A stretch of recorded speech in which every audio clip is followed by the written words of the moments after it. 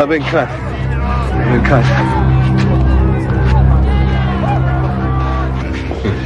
I have to watch that for infection, of course, but there's no serious muscle damage. It's a good thing it was in my left hand. It's always been lazy. Kept me from becoming a Billy Joel. Rick, did you say you're adjusting to prison life? Oh. Look, you don't have to answer my question. No, it's all right. I'll answer your question. I'm adjusting fine, Doctor. I've got a swell room, a couple of great guys from roommates. We're redecorating. Getting a lot of exercise, too. Yeah, well, that's not what I meant. What do you mean? You're not fitting in. Now, you got the white gang ticked off at you. And even though you play like Ray Charles, you hardly qualify for the black gang. What am I supposed to do, stand around while some guys get knifed? Wouldn't make me any better than the rest of them, would it?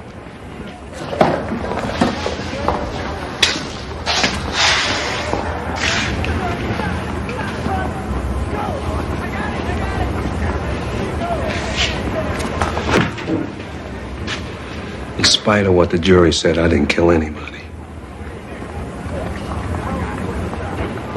I don't belong here. I'm not ever going to act like I belong here either. Well, then, we're going to be seeing a lot of each other, you and I. Then you better start sterilizing those needles. Smart move, Frost. Yourself a little flesh wound. Get yourself out of heavy work detail. Wish I thought. Eddie, another fish. Thanks, man. Got a leg?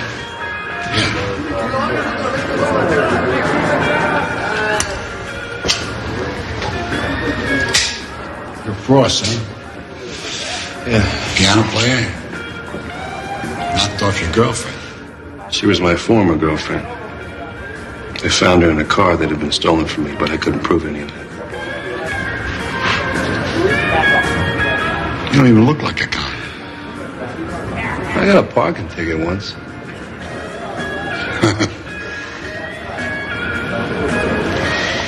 Eddie O'Hara. How you doing? All right. Now, we got a job to do. We got to line up some chairs in the chapel. Yeah. For His Eminence the Bishop, he's going to say Mass next week. Yeah. If you had a piano or something, could you play Ave Maria, something like that? Yeah, sure. Where the hell am I going to get a piano around here?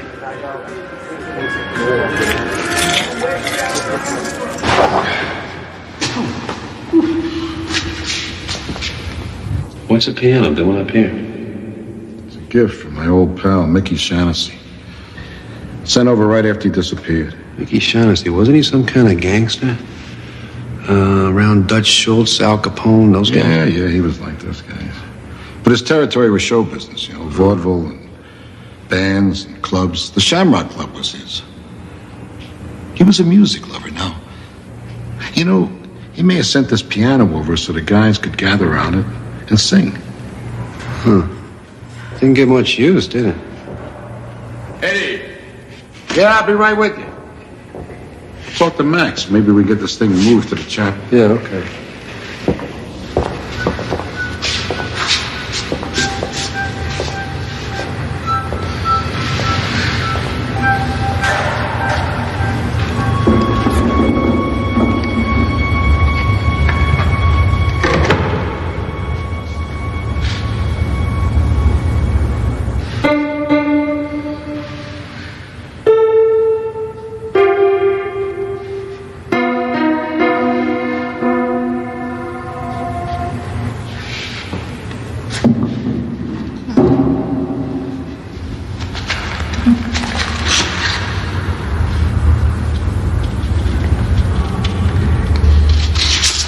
Scott Joplin, Maple Leaf Rag. Printed in 1899.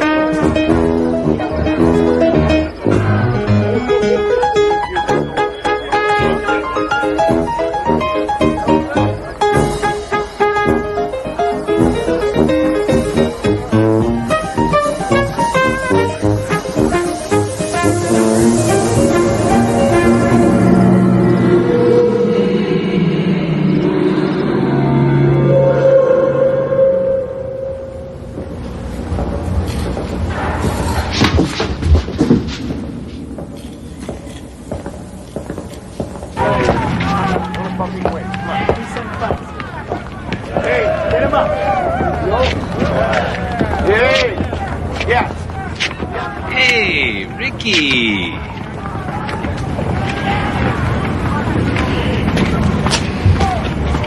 Why don't you come play some ball with us? Sorry, bad hand.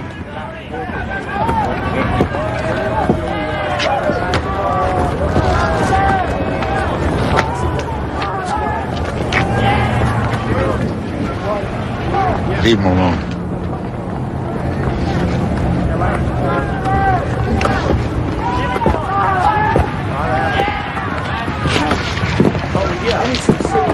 Thanks, I guess I owe you one. Yeah, I guess so. Eddie, you've been in here a long time, right? Well, if you call 50 years a long time. How do you get him to leave you alone? I believe in the 11th commandment. Do unto others as you would have them do unto you. But do it unto them first. It's a hell of a way to live. Yeah, but you live. I was a rough kid, traveled with a rough crowd. I almost got myself into big trouble. But I'll tell you something. I didn't kill that guy. Mickey framed me. Shaughnessy was your old pal. Yeah, he was. That was a long time ago. We had a problem. We were both in love with the same girl. Mickey said he'd make her a star. He even played piano for her when she sang in his clubs. So he decided to eliminate the competition, right? Listen, where'd you disappear to yesterday? Max and I were looking all over for you. I'll tell you, Eddie, as soon as I figure it out myself. You do that. Remember, you owe me. Yeah. I don't know.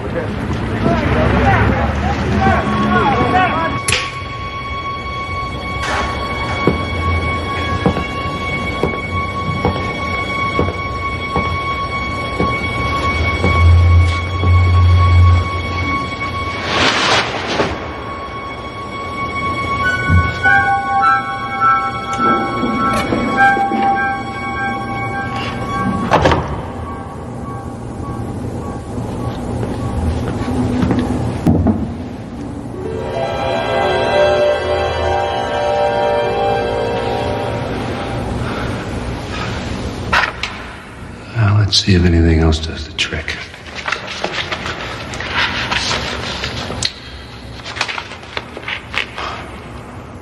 Over there, George M. Cohen. 1917.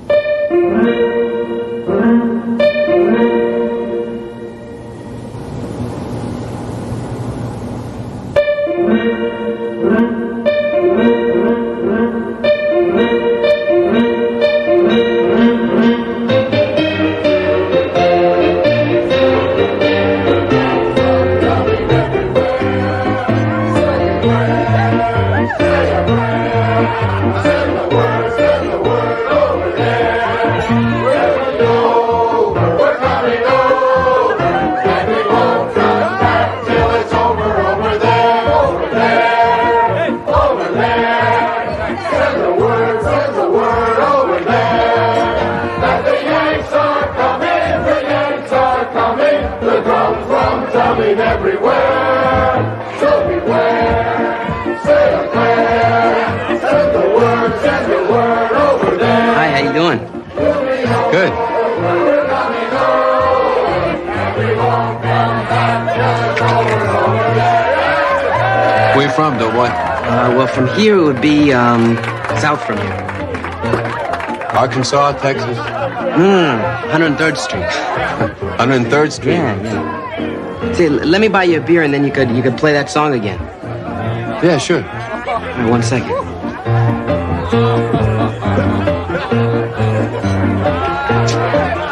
Thank you. Sure.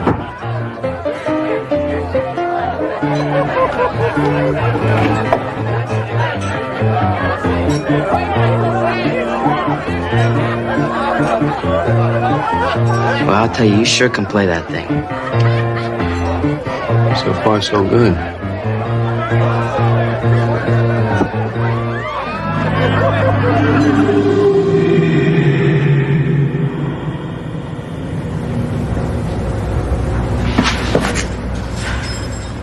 Damn it!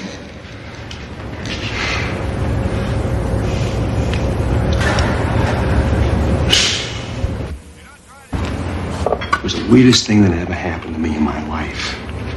Both times I started playing one of those old songs and then boom, I'm right back in time, right? First I was in a park. The next time I was in some place called the Shamrock Club. Mm-hmm. It was the weirdest thing. I could taste the beer. I could smell the cigarettes.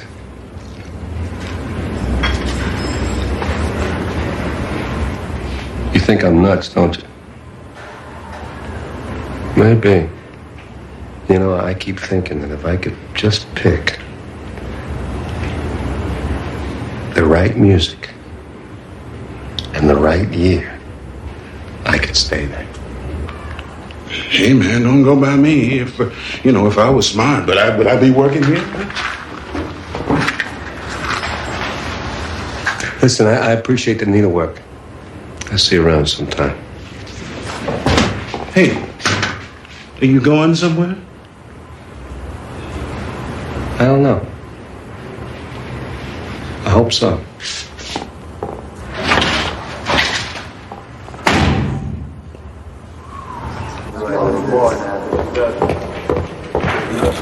Hey, Max, have you seen Eddie? Hey, I got enough problems. Take care of everybody else. Just tell him I'm looking for him, all right? Okay, let's do it. Good idea. You know, you never let me give you a real state panel welcome, Ricky. My only problem is deciding whether to kill you right now or just cripple you. You think you might be grateful to me if I let you live? Car's coming. Later, Ricky. Don't leave town.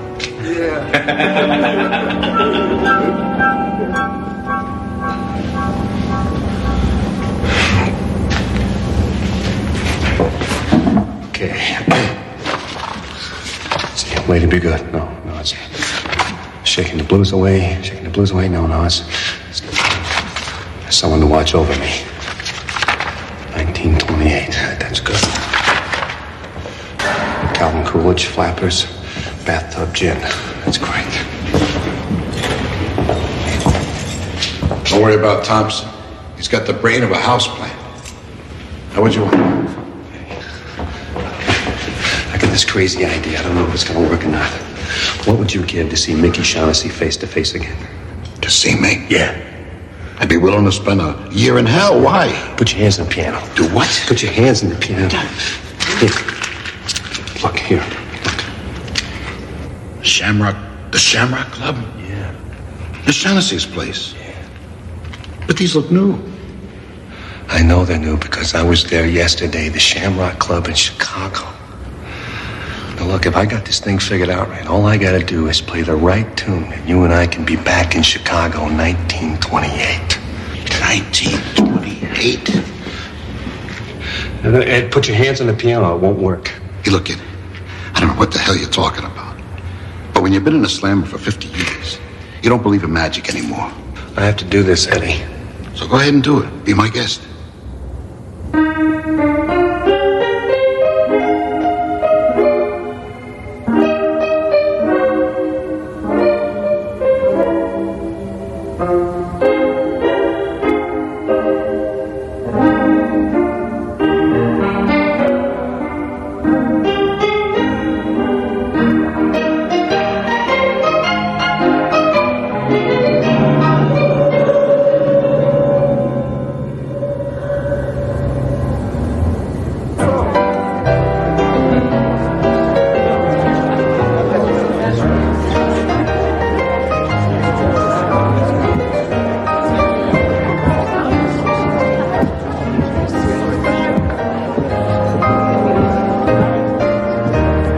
Where's Jimmy? Jimmy who? The player from the Shamrock, the guy who was overpaying to be here tonight. I don't know. I think he took sick. The union sent me over. The union? Yeah. Shorty, make a note. I want to see Jimmy Melton over at the club tomorrow morning. Jimmy, Shamrock, tomorrow. Got it, Mr. Shaughnessy. Mickey Shaughnessy? Yeah, who are you expecting, Babe Ruth? Hey, this is my house, and that's my piano you're trying to play. I think he's doing a very good job, honey. And he's cuter than Jimmy, too.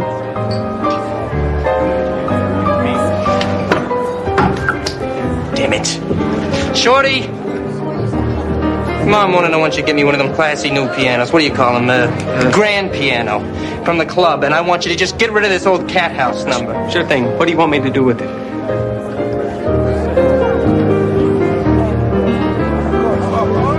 Why don't you just send it on over to Ellen's old friend O'Hara in the state pen?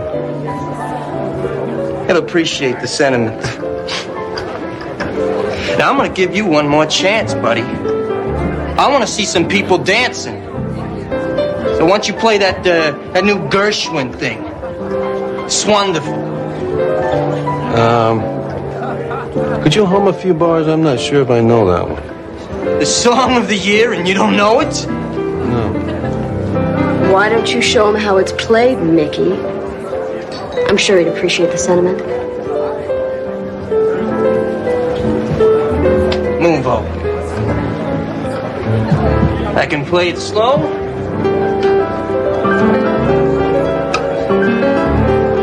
Or a little bit more up-tempo.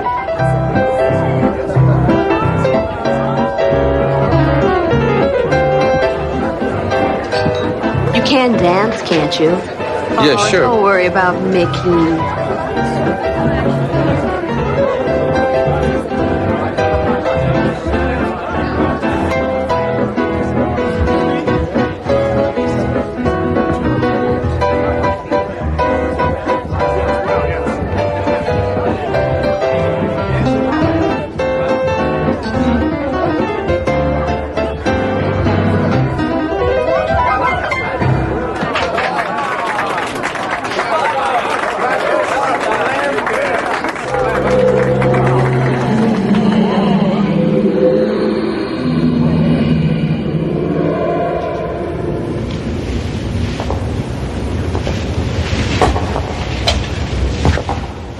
Hell am I?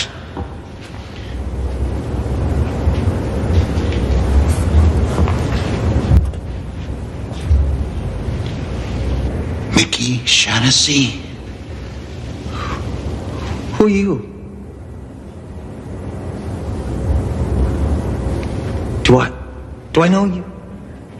Don't you recognize me, Mickey? Eddie O'Hara. Your old pal. Eddie O'Hara. Where am I? Tell me where I am. You're right where you belong, Mickey. With me. Now, I'd like to be the first to give you a state pen welcome.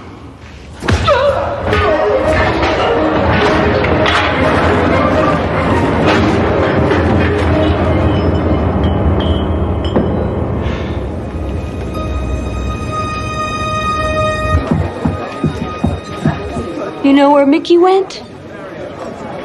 Yeah, I do. He went outside. He said he'd be gone for quite a while. Oh, well, that wouldn't be the first time.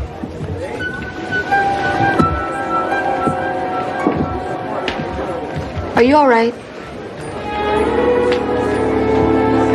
Yeah, I'm all right. As a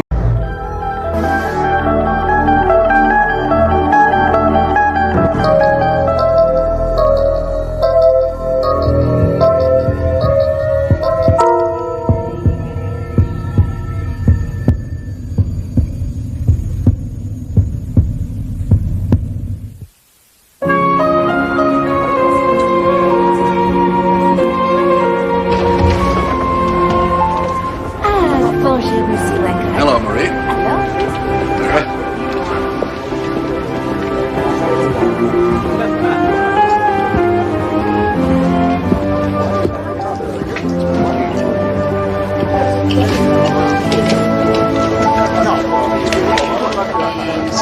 Thank you, Marie. Bon appetit.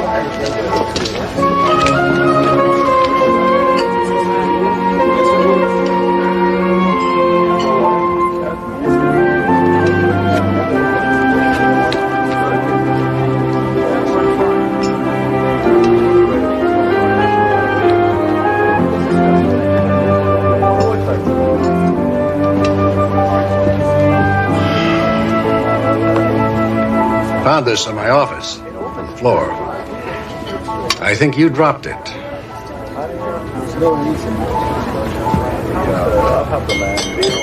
Ira, I've seen you staring at that picture before, mooning over it. Look, I know it's none of my business, and I shouldn't pry, but are you and Valerie having, problems? Marvin, what are you talking about? She isn't a client, is she? A client? Ira, is there something going on With her?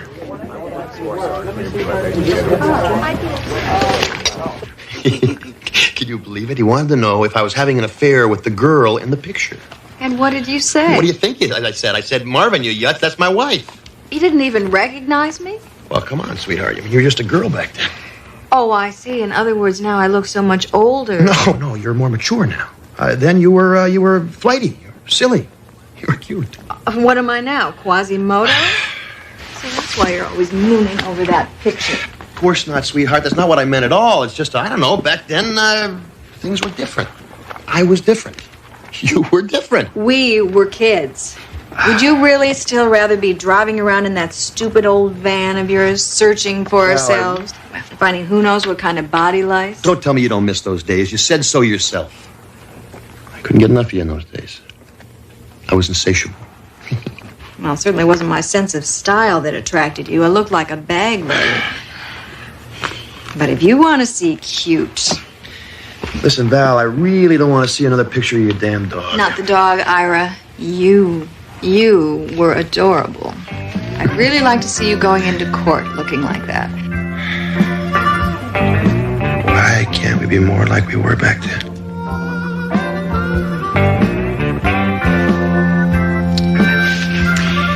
It's late. I gotta get up early. Hey. I am still insatiable, you know. So take an appetite suppressant or something. I'm going to sleep.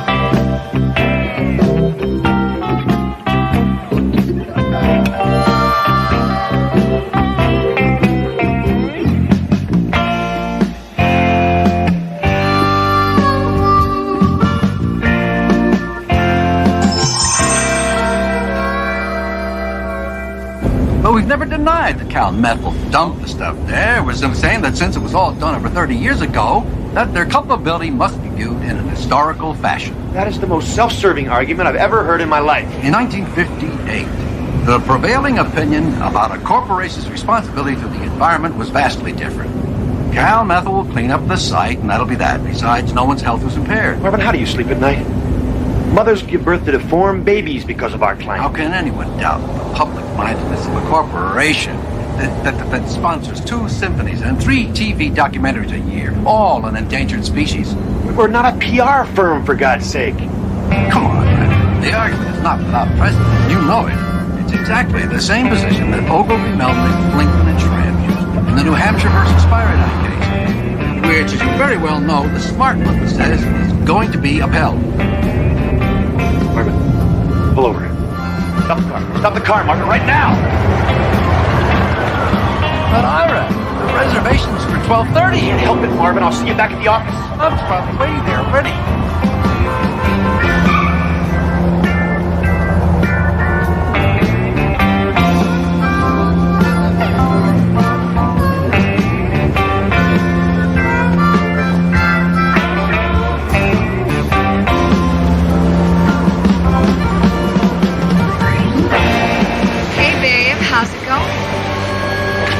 What is this, some kind of a joke? I knew it. I knew you'd freak when you saw me. What'd you do to your hair? You're supposed to be at work now? Cool out, Ira. Don't you like what you see? Val, this isn't funny. It isn't supposed to be. Come on, Ira, relax. You've been wanting me this way for a long time now, haven't you? Yeah, but Then quit fighting me.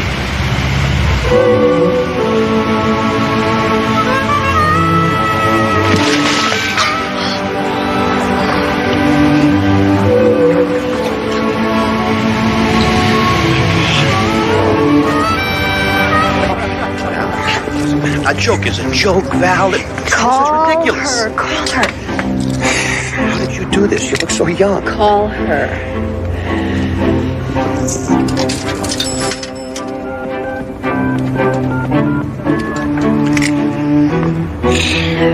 Hello, aerobics. Can I help you? Yeah, Annie? Ira? Yeah, it's Ira, right. Valerie's not there, is she? Yeah, of course she is. She is? I told you. Yeah, you want to talk to her? Yeah. I'll put her on. Hello? Valerie? Ira? What's wrong, hon? You sound... Wrong? No, nothing's wrong. I won't be home for dinner. You have a late appointment. I have a late appointment. Oh. Okay. Ira? Yeah, Val, listen, I'll get something to eat somewhere. Love is all you need. Love is all I need. Listen, Val, I'll get something at the deli, okay? Ira, are you sure you're all right? You sound like you've had a stroke. No, I'm fine. I'm real fine.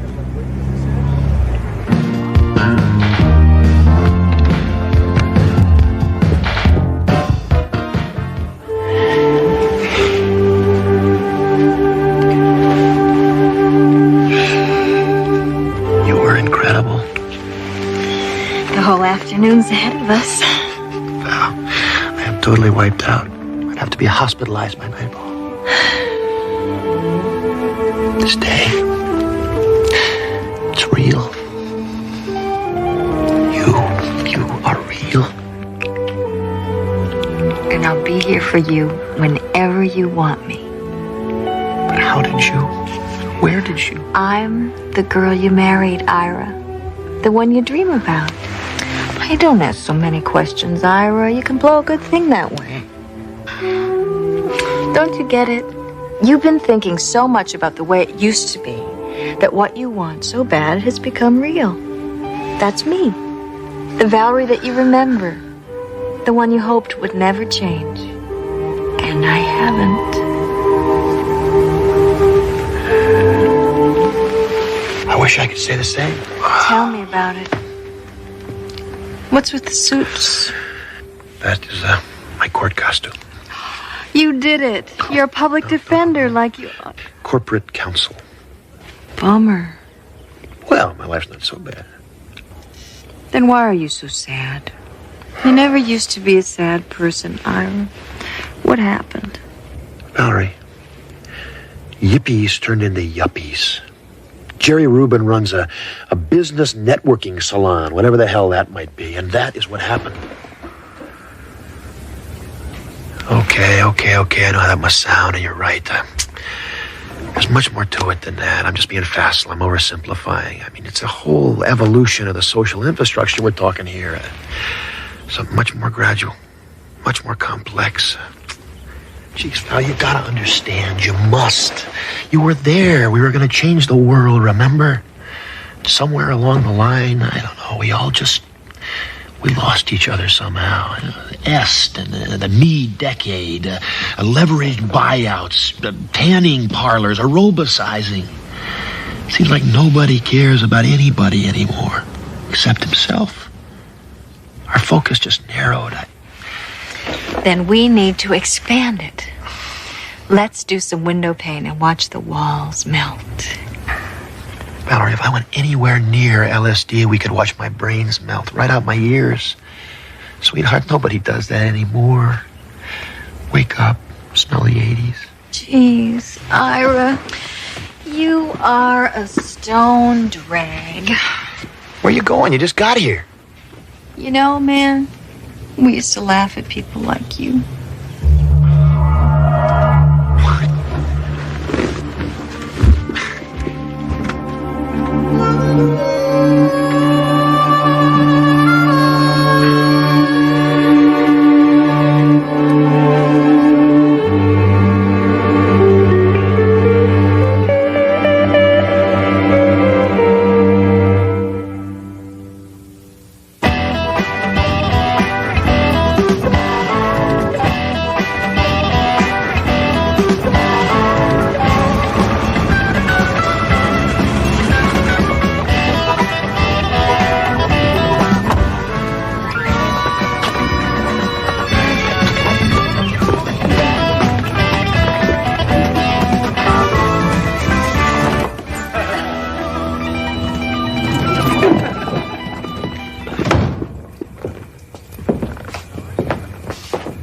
Valerie?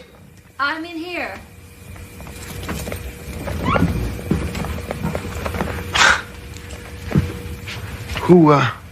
Who's laughing in here? The TV, Ira. I turned it off when I heard you come in. There's nobody here but me and Herman Hesse. Sid Hart, huh? Wow. You know, there was a time that I thought the whole damn key to existence was contained in this book.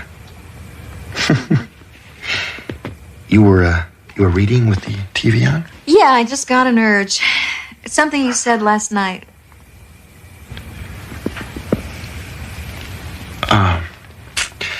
Don't stop on my account. I was just about ready to go to bed anyway.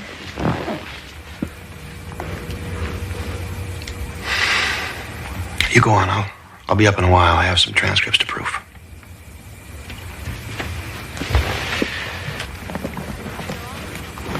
I called your office today. The receptionist said you never came back from lunch. Yeah. There was a meeting at Cal Methel. It was on short notice. Took all day.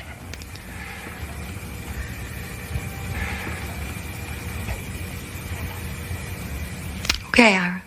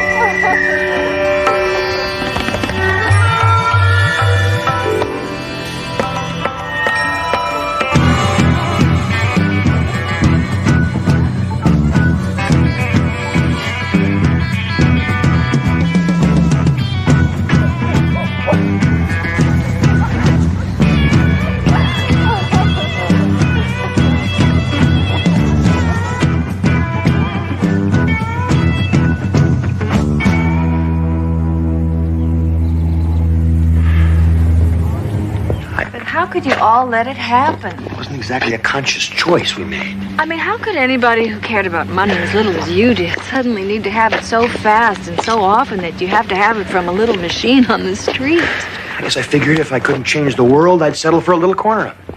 Mine, ours. Make it safe and secure, and that takes money. Have you done that? I'm a sellout. Is that what you're saying? Oh, it's not that, babe. It's just, well, are you happy? Yes, I am happy.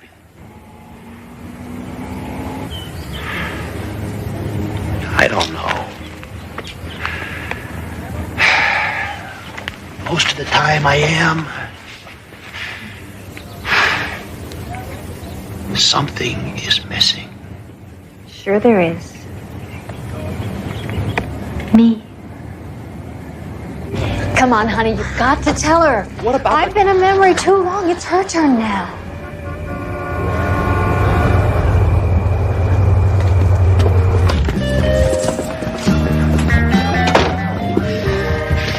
I had a great time. I felt like a kid for a while, but I cannot do this to her. This is my wife we're talking about. Ira, who am I? Oh, God.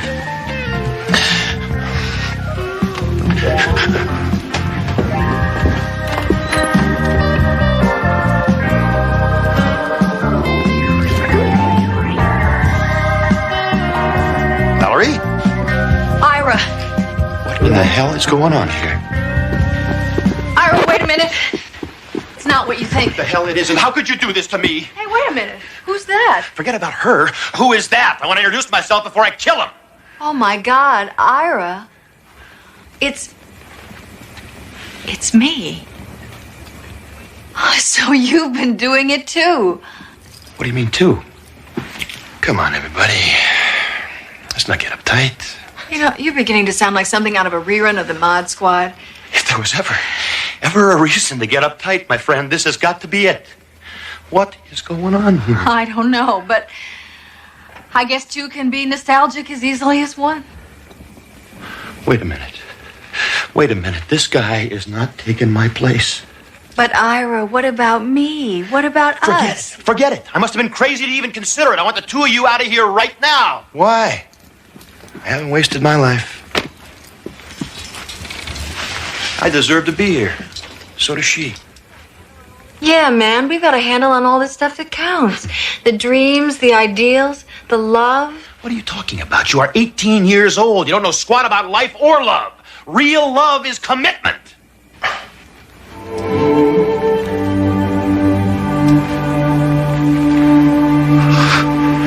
What am I saying? But you're right. You're absolutely right.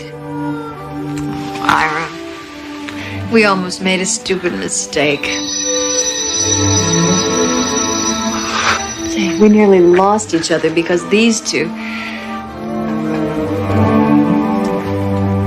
Where'd they go? Who cares?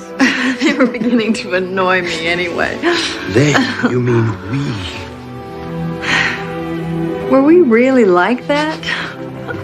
All that arrogance, that naivete, that pomposity. Idealism, the passion, the fire. Well, what if they're right, Ira? What if we've really wasted our lives? You know, I wasn't aware of the fact that our lives were over. I mean, just don't suddenly lose your social conscience because you cut your hair, you know. Come here, will you? Come here.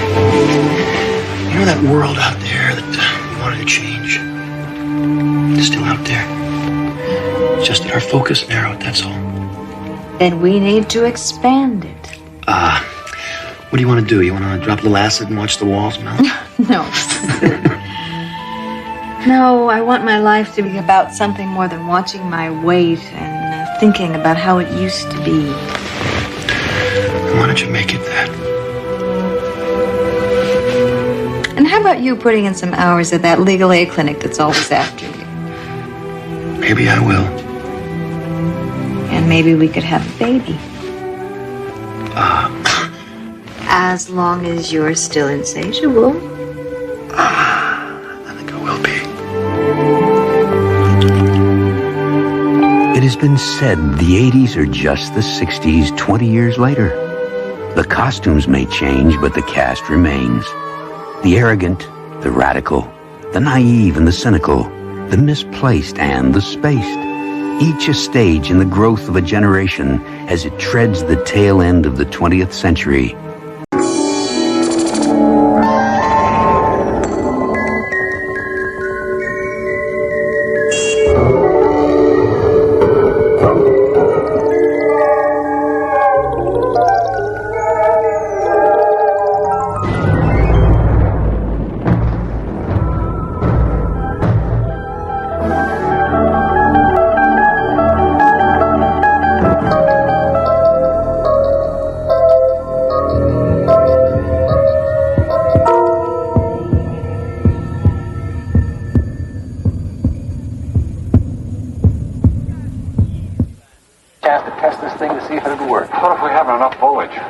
Swinging on its arm. 1.2. It's on its way. You know, I gotta worry. Report from the front, Captain. Lieutenant McPherson has a word. This is no joke. What? What if he can read our minds? He's gonna be real mad when he gets to me. 1.4. Keep moving around, you guys. Keep it quiet. Daddy, I'm scared. Am I wrong, or are you supposed to be in bed?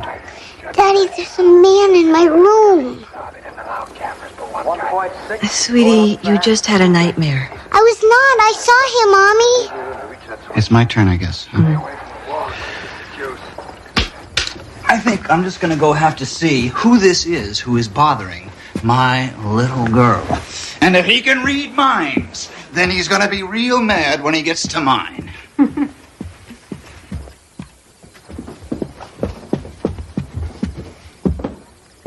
He was over there, Daddy. He was watching me.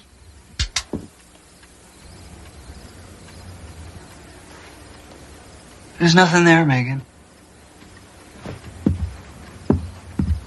See, it's closed. He scared me, Daddy. I know, Megan, but it was just a nightmare. Now, my big girl isn't going to be afraid of some little nightmare, is she? Come on. In you go. Now, look, okay. Can you keep a secret? Okay, well, when I was a little kid, I had a lot of nightmares. Monsters. Monsters? I mean, they were in the closet, they were under the bed, they were everywhere. But my dad, he told me the secret. And then I wasn't scared anymore. Monsters cannot get you if you hide under the blankets. They can't? They can't. That's the rule, and even monsters can't break the rules. That's my girl. That's good. See, the only problem with that theory is that blankets can't hide you from dead. Okay. All right. Calm down. Now you're going to sleep, right? Right. Good night, kid.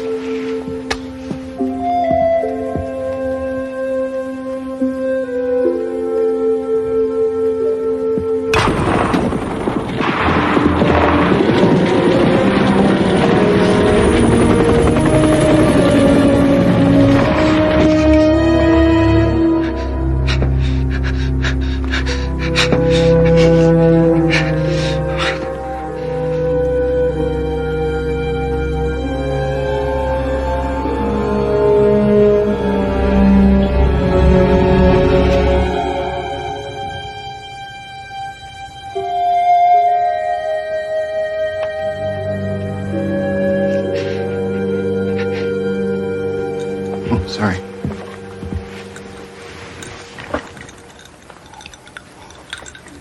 Jeff? What's wrong? God, you look like death warmed over.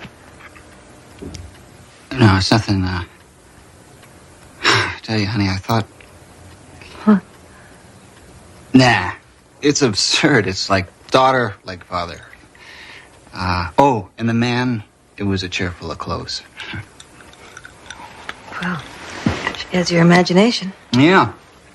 I was wondering where it went. She's okay, right? Yes. Yeah, sure. Here's your story. North Pole, November 3rd. Ed Scott reporting. World's greatest traffic.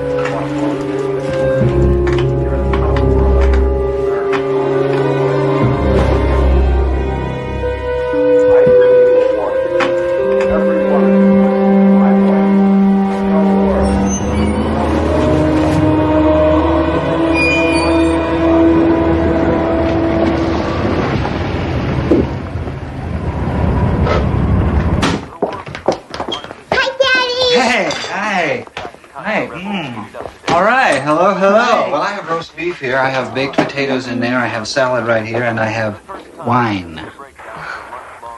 Now for you, you get milk. All right? How does that sound? Oh, like paradise regained. Why don't you go wash up, honey? Hey. What's wrong? Wrong?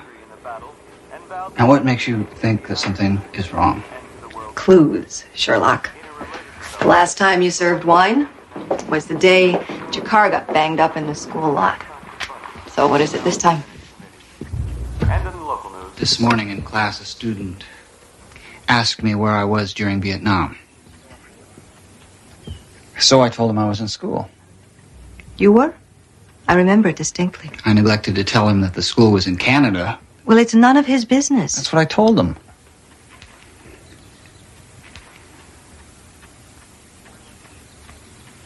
So why do I feel so guilty?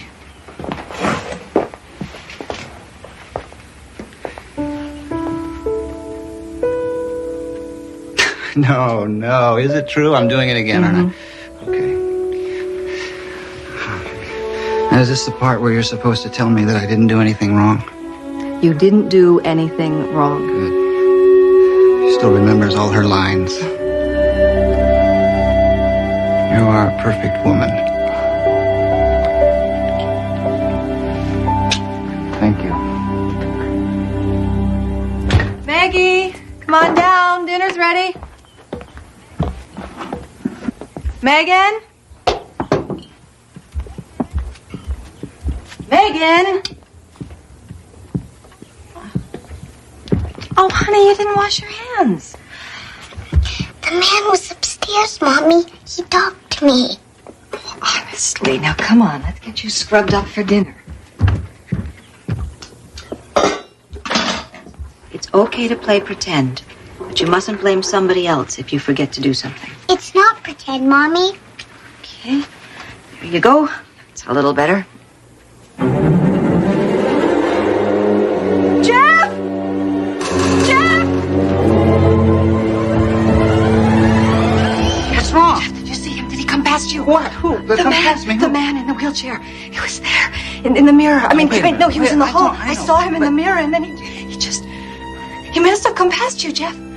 A man in a wheelchair? Yes. Look, honey, wait a minute. I mean, I think I would have noticed somebody coming past me in a wheelchair. And besides, how could anybody get a chair down these stairs? Well, if he didn't come past you, then he's still... He's gone, Mommy. Oh, Maggie. Don't be scared. He's a nice man.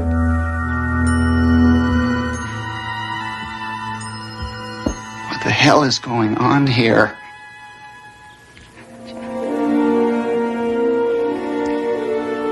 I don't know. I think it's time I found out.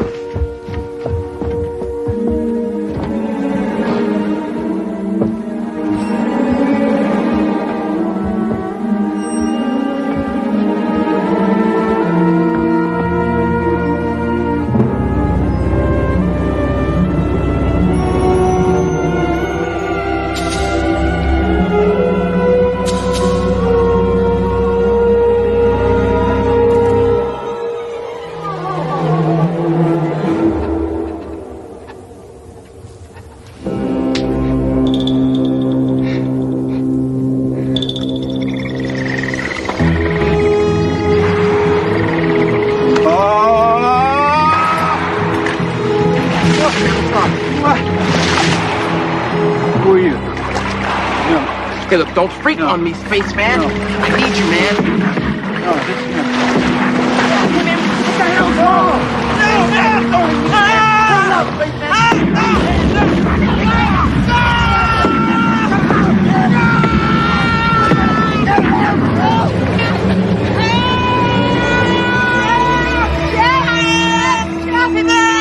It's me. It's just me. It's just me, sweetie. It's just me. I'm the reason he's here. But you didn't do anything. Oh, no? I can think of something I did. I got drafted. But I chose Canada. I copped out on Vietnam. And now it looks like Vietnam is catching up with me. See, maybe Vietnam was my fate. Maybe I was supposed to die there. And maybe this legless ghost is the guy who went instead of me. Or maybe he got killed because I wasn't there. No. This is just your guilt talking, not you. You said no to a dirty little undeclared war. You helped stop that war, Jeff. Now you know that. No, I don't know it. All I know is that I have to leave because if I go somewhere, then he'll follow me and you and Megan will be safe. Oh, maybe, but maybe not. Jeff, whatever this is, we've got to face it together.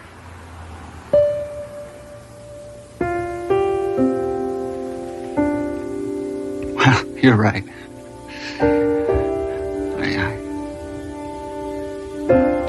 You are right.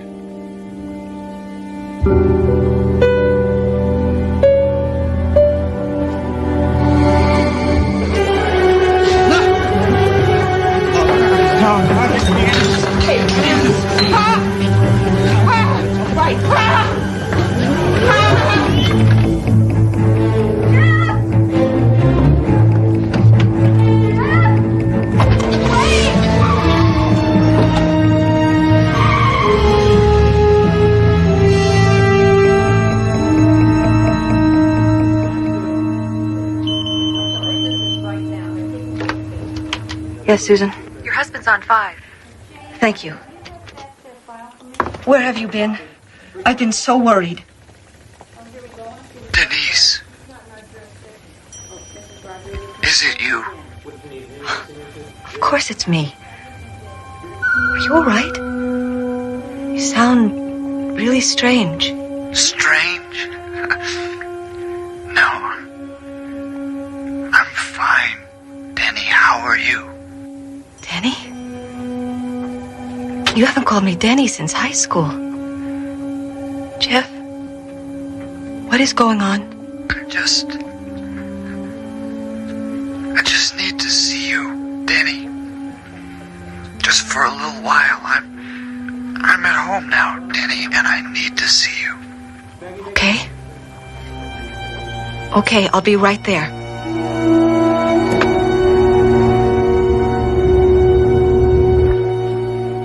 Hi, Susan. Jeff, you all right? You look terrible. Huh, yeah, well, I feel worse. I just spent the night in my car on Frontage Road. Is Denise here? She went home about 5 minutes ago, right after you called. Right after I called. I didn't call. Of course you did. I put you through not 10 minutes ago. I ought to be able to recognize your voice by now.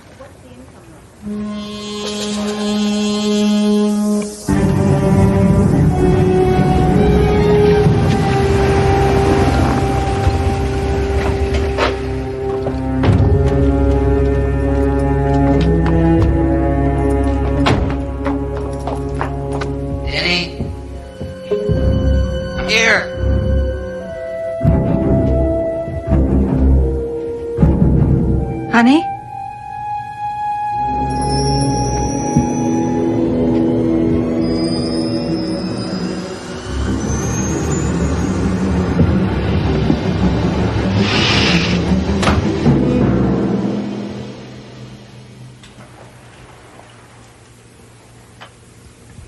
Jeff? You're looking real good. I mean, you look even better than you did back when we were together. Oh, God. What happened? Is that the question? What happened? What happened? Vietnam happened, Denny. And the draft lottery. And a landmine. Denise? Jeff? Denny, I don't... Jeff! I'm up here! Jeff! Jeff, I'm up here! Honey, come back. All right, you. You're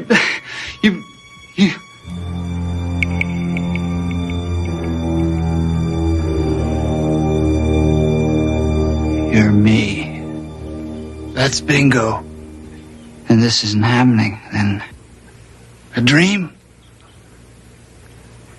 Well, yeah, all right. But are you dreaming me? Or am I dreaming you? I mean, I don't give a damn one way or the other. You see, I think we're both real. I think that somewhere around 1971, we came to this fork in the road. And you went one way, and I went the other. And we ended up in different places. Jeff?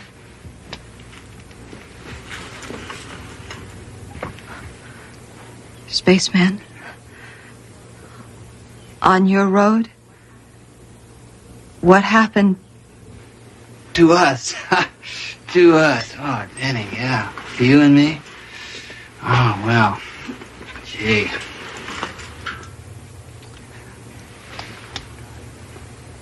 You died in a motorcycle accident when I was in Nam.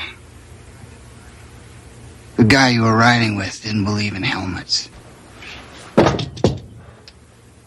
That's why you're here, because I'm guilty. I'm guilty, okay. That's all right, but if there's any retribution owed, then it's to me, and to me alone. You have to leave them out of it now. No. We went to Canada together. We made the decision together. I'm a part of him, and everything that happens to him. That's why I loved you so much, Denny. And you, what? I mean, come on. You think that I would hurt them? God. And they say us vets are crazy. And tell me why. I'm dying, man. I mean, you know, the doctors, they never tell you what's really going on, but I could feel it. And it's okay.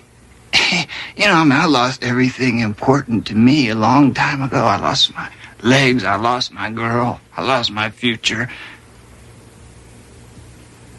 I even lost Jeff. And the spaceman. Ooh, yeah, I mean, come on. He doesn't have much going on except some really horrible memories. So, you know, I'm laying in the VA and I'm just waiting to get it over with. Come on. And I'm thinking, and I'm wondering, you know, how it would have been with Denny and me. You know, if I'd have done it differently. And I'm laying there. And I'm wondering.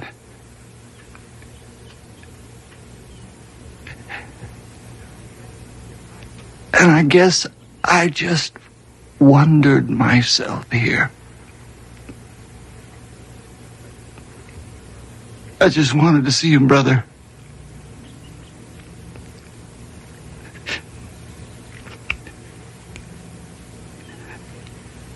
You did okay, McDowell.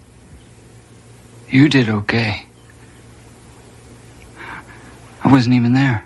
I wasn't there either. I mean, I wasn't there for Denise. I wasn't there for Megan.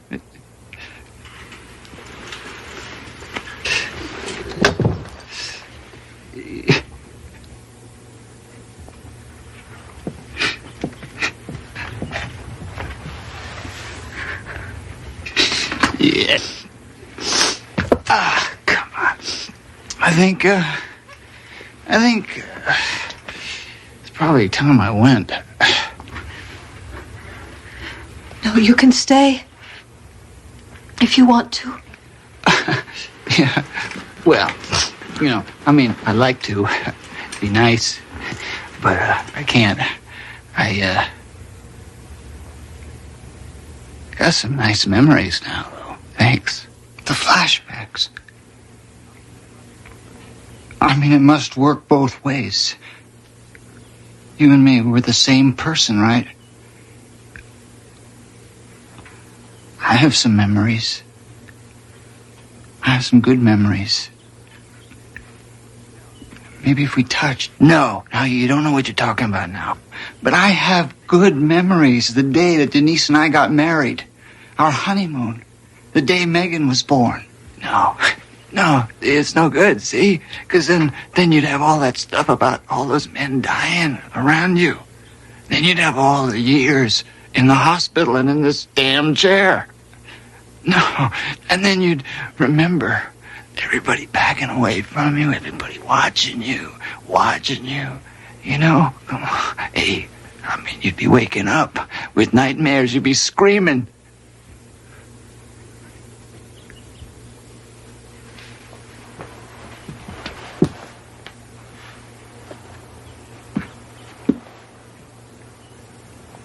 I'm not afraid of a few nightmares.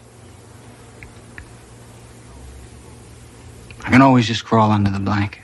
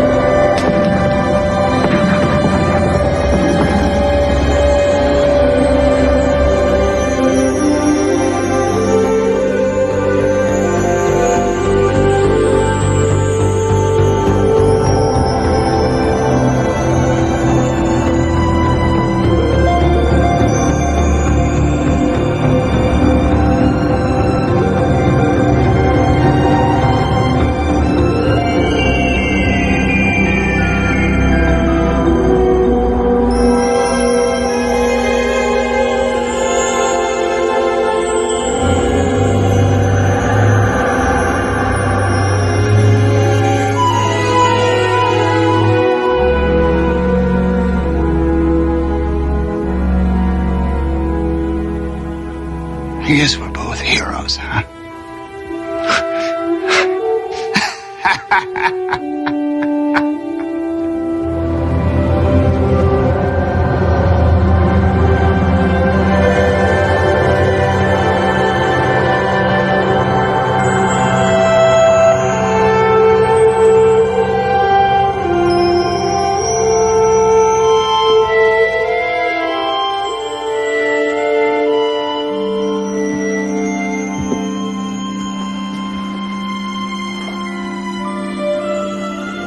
We make our choices, and afterwards wonder what the other road was like.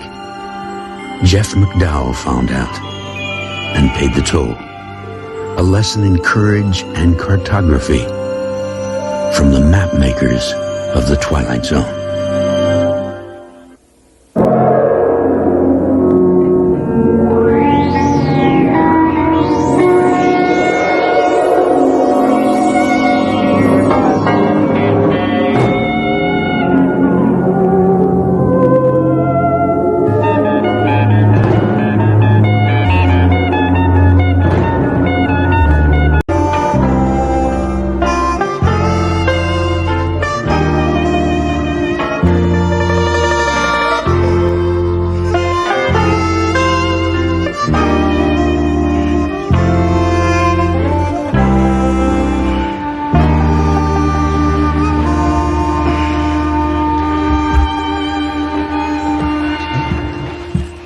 Still here?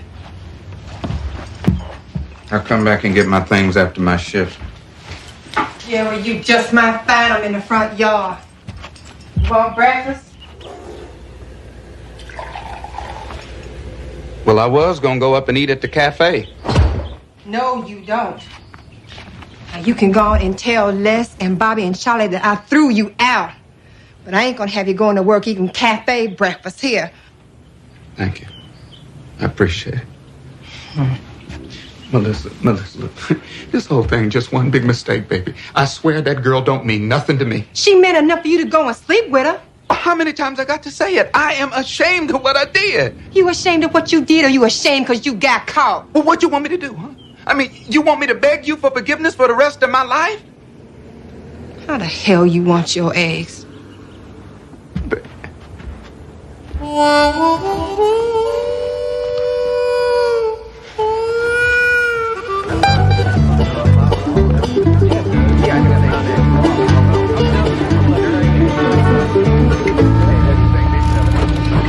They told me I could have nice shift if I wanted to. That way I'd never have to see another sunrise again. Yeah, unless it's because you're late. Yeah, I were this morning. I'm not going to, though, because my boy Jeffrey, he's going to be all conference football and basketball this year, and I'm not going to miss one of his games. Yeah, you betcha.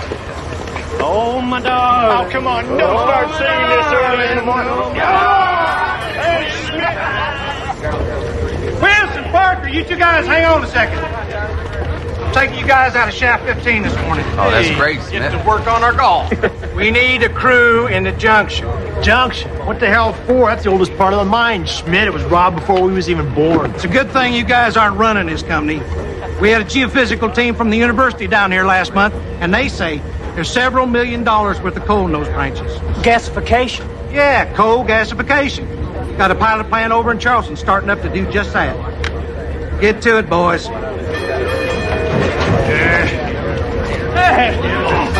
They take that coal out, and then they squish it all together, you see, and they make gas. Now, you're making yourself enough gas, you see, and the next time they raise them oil prices, you can just tell those fellas to go kiss your sweet patootie. We're not going to listen to this all morning, Yeah, gasification ain't important. It's high school football. You read. I don't know about that. Last that article tell you this part of the mine's about 100 years old? Well, maybe it did, maybe it didn't. Charlie? Maybe it's not too late to change shifts. 13C. 13D, that ain't right. What's the matter, Charlie? Something wrong? Well, that last turn should have put us in pillar 11. This says 13. Well, maybe somebody changed the numbers when they closed the junction. No, more likely we took a serious wrong turn back there. Last, Bobby, you track back to the shaft and get old Schmidt on the phone. Okay. Hey, Charlie, if we're not back by noon, You start without us. Get out of here. See you around, Bill. We could be digging down here for the rest of our lives, Joe. why worry? You're not going anywhere, John. You could make this a home away from home. Well, I hear you're gonna need one anyway. Charlie, you ought to take a look at this. Hey, Charlie, I think you ought to take a look at this.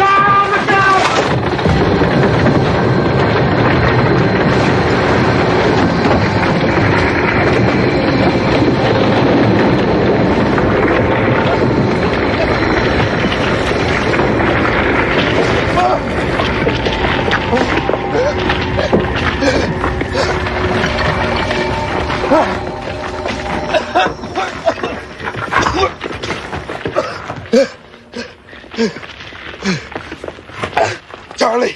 Charlie! Charlie! Charlie!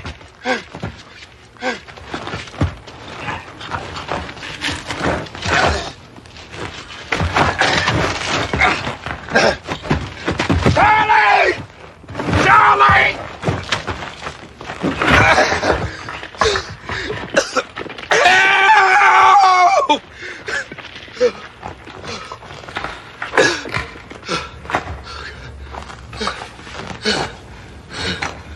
Help! Charlie? Charlie! Charlie! Help! Somebody there? Who's there?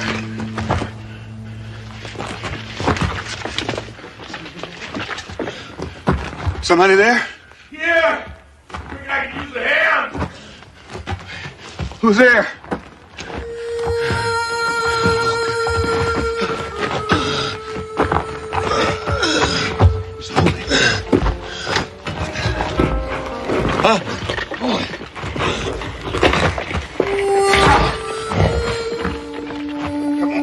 Just close your eyes.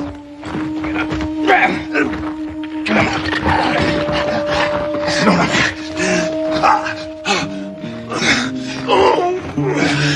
Thanks. I like to broke my leg. Here, let me take a look at it. Don't touch me. Come on, let me take a look at it. Yeah. Now look, I think it is broken. I'm gonna make you a splint. You ready? What's that? What? On your wrist. That's a wristwatch. Hey, come on, man. I need that. Now, you ready? Yeah. All right, hold on. Just hold it. Yeah. When you're done, you turn out that fire. Huh? Turn out the lamp. Start an explosion. This ain't gonna cause no explosion. I'm just hoping that the batteries will hold out. Now, you hold this for me. Right there. No heat. Hey, come on, man. Right there. What are you doing? That's our light. I've never seen a lantern like this before. Yeah, well, you can pick one up at any hardware store. Costs you about $150. $50. That's 3 months' pay. Did you say $150 is 3 months' pay? Uh-huh. Hey, they're still up there. They gotta be looking for us. Yeah. Hey, somebody! Help! We're down here! We're here! Hey, you think they're still looking for us? They always do. Yeah, well, it sounds like you've been through a few of these. I've seen it happen. I spent a lot of time digging my friends out of spots like this. I can't understand it. I don't know what happened. I don't rightly know. 1 minute I was swinging a pick, and the next I was buried under that. A pick? You had a pick? Where is it? Somewhere up there. Oh, God.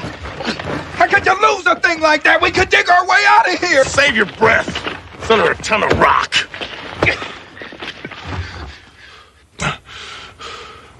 I don't believe I know you. I didn't know we had colored working in the mine. Yeah, but we're all over the place, buddy. I don't think I know you either. I ain't never seen you, not on the day shift. You work the day shift and you don't know Ray Dobson? No, I don't. I'm the senior man here. Are you right? In making what you make? Well, you ought to talk to your union rep, man. The only union men in this mine are dead men, sir. Now, Ray, this is stupid. We got a hell of a lot more to worry about instead of you and me down here fighting. You're right. Yeah, right. I'm sure your daddy told you the same thing that mine told me. Just like religion and politics, you don't ask a man what he makes. I wouldn't know. My pappy died when I was born. Cholera got him in 1877. Yeah, well,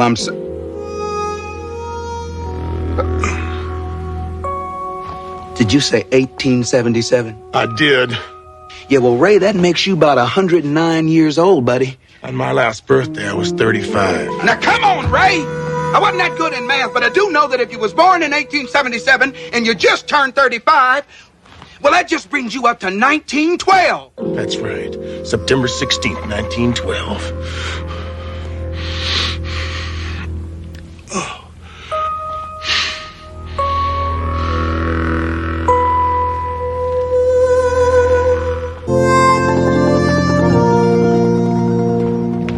There you are, Dottie. Did we ever get that letter from the school board? Why are you looking at me like that? Reverend Bailey, it is not my place to tell you exactly how to do your job. Oh, come on, Dottie. Why should you be any different? I thought you were going to deliver this letter to Melissa Parker yesterday. Well, I was going to do just that, Dottie, when Mrs. Ritter's husband called about her stroke. I had to spend the rest of the day at the hospital with the poor woman. Oh, I understand. I understand. Dottie, this thing's been sitting here how long? 60-some years? Since 1912. And for all we know, it's just some kind of prank. I mean, no one's ever steamed it open to see what was inside it. I don't believe anyone's ever bothered to tell Melissa Parker it exists.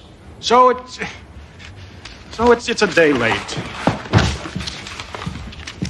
Reverend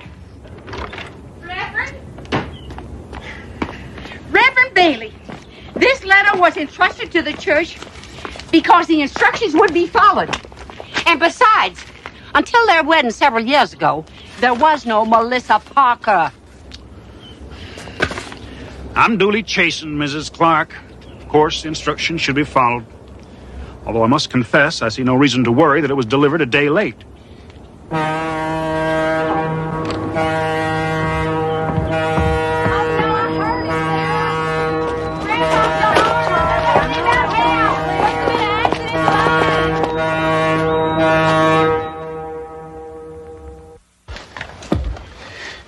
That might work.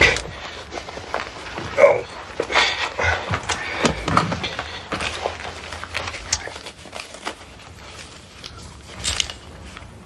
What the devil?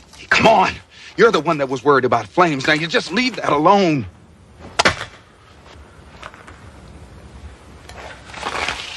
What's this? Well, the last time I checked, that was a $5 bill. Oh, yeah? Well, what do you call this? Counterfeit. This is a perfectly good silver certificate. Are we going to sit here and talk about this, or are we going to try and dig our way out of here? You can dig till doomsday if you want, and you still won't get 5 feet from where you're standing. Besides, you're using air. Why don't you sit down and rest, save your strength? Somebody's coming. Trust in the Lord. The Lord helps those who helps themselves. I don't like this. Maybe I ought to be dead. Maybe I'm already dead. Then what does that make me? You're another ghost. Yeah. There's been a lot of cave-ins down here. Well, maybe you died in 1912. Well, maybe you're the devil himself.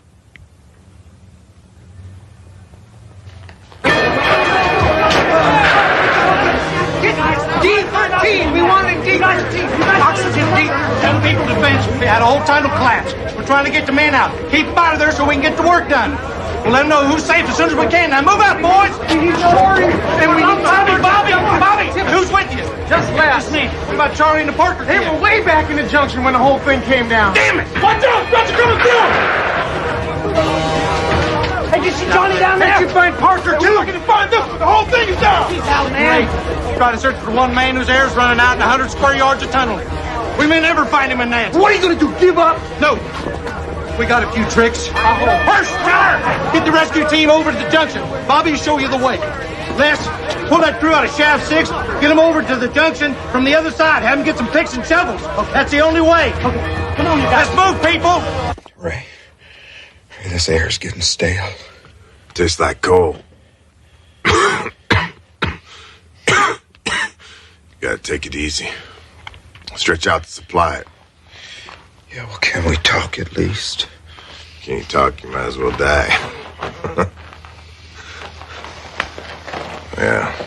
Anyway, I was seeing Abby Carter at the time. She had this sister, Sarah. A twin. They was always pulling the switch on me. Just so happened they pulled it the very night I was going to propose to Abby. I guess I was so nervous I couldn't tell the difference. I went right ahead and proposed to Sarah, who said yes. Abby was so mad at me she wouldn't talk to me for weeks. Which one is that? Is that Abby or Sarah? It's Sarah, of course. She's the one that said yes. Ray, she looks like a good woman to me. You married, John? Yeah. I've been married several years. Her name's Melissa. She was my high school sweetheart. Sarah and I have been married 5 years now. Yeah, well, 5 happy years, I hope. Oh, we had our ups and downs. Yeah, well, right now I'm having one of my downs. I've been making mistakes. Mistakes I'll be paying for the rest of my life. My mama used to say every night when the sun went down, it was the death of the sky. But at dawn, it's reborn.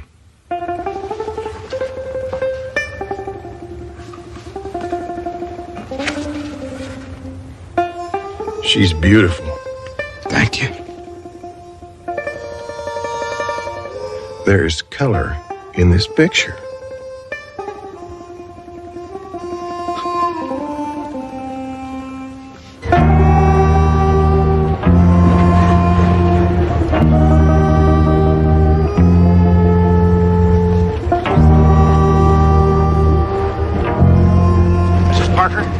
Mrs. Parker? Melissa Parker? I'm not ready to see you yet, Reverend. This has nothing to do with the mine, Mrs. Parker. I've been looking for you. It's about a letter addressed to you. I don't understand. It's old. 74 years old, to be exact. What is this? No one knows. But you're Melissa Parker, as it says. I was supposed to deliver this letter to you yesterday so you could open it.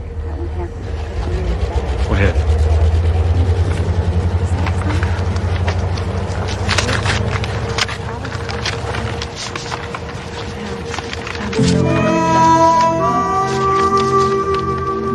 Dear Mrs. Parker, this will strike you as madness, but there's no other way to put it.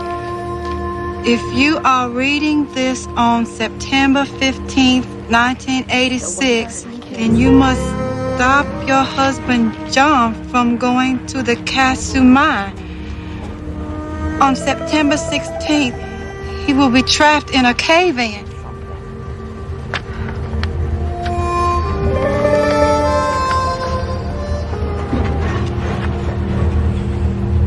I don't want excuses, I want equipment, and I want it here right now! Melissa's on her way in here and she's got the Reverend with her. That guy works fast. What about the vent shafts, Dutch? Can't we check those? Junction's an old egg, Bobby. They didn't drop as many vent shafts as we do now. Yeah. We're just going to have to face facts. Our chances of finding Parker are non-existent. I'm sorry, Please, Melissa. listen to this. John Parker is trapped in a junction in a tunnel opened September 2nd, 1912. Approximately 25 yards north of Pillar 11. Let me see that. Where'd this thing come from? It's been in a safe at my church for some 70 years. Reverend Watts showed it to me when I took over. Good God, Reverend, I can't pull my crews out of Shaft 12 right now. You don't just pick up and move a crew like that on some goofball idea. Parker's dying down there. Do it. Do what the letter says. Melissa, I'm Look, you're the one that sent him down there.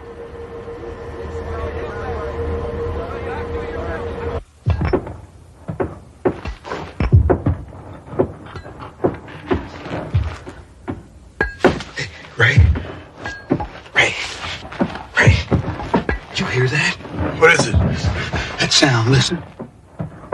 Ray, there's somebody up there. We're here! We're here! We're here! Hey, come on! Keep coming! We're alive! We're here! Come on! We got him! Come on! Look out, he's got a foot in the back! He's gonna get away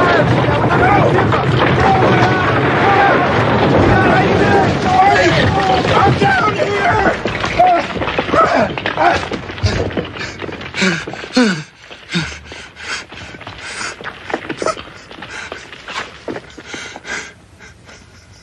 I got him. I'm telling you, you gotta go down there. You're gonna be still in there. Will you listen to me? I'm telling you, he's still down there. Out. What's he talking about? He's only one missing. Too much dust, I suppose, makes you see things. Oh, Ray, you're safe, thank God. Oh, God. Sarah, this man saved me. His name's John Parker. He didn't know me. He didn't have to help me, but he's still down there. No, Ray, it's all right. You're safe now. We can go home. I got you back. I can't just leave him down there. Ray, they say that you were the only one down there. Here's a picture of his wife. He told me all about her. The picture's painted. I know this sounds crazy, honey, but this man's from the future. And somewhere, somehow, she's worrying about him just like you worried about me. I gotta help him, honey, even though it may mean interfering with the Lord's plan. Ray, No. Will you give me a pencil and a piece of paper?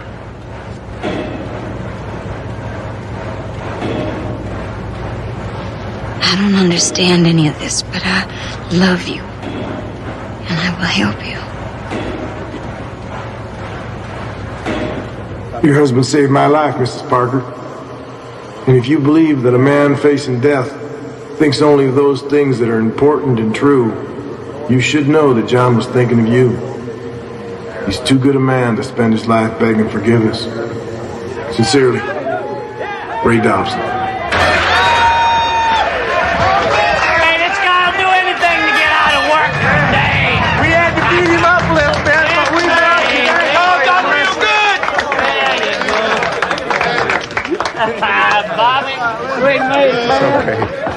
It's okay, Melissa. I'm all right. Melissa. I'm sorry. I'm so... Let's go home.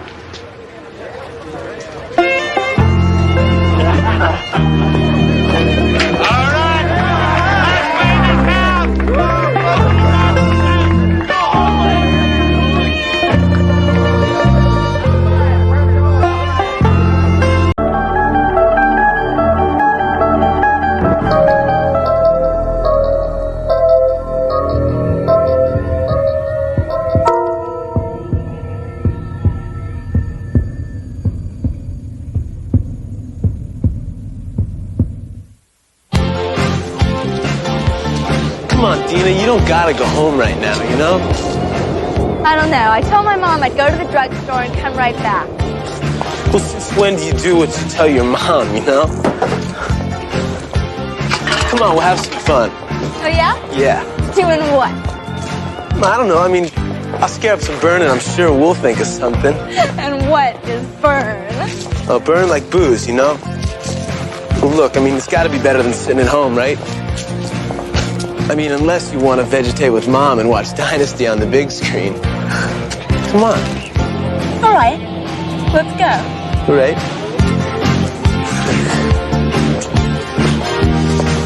Freeze, slime! Real fast. Once you take all your money out of your pockets and put it on the ground. Then, I want you to take your underwear off and put it on your head.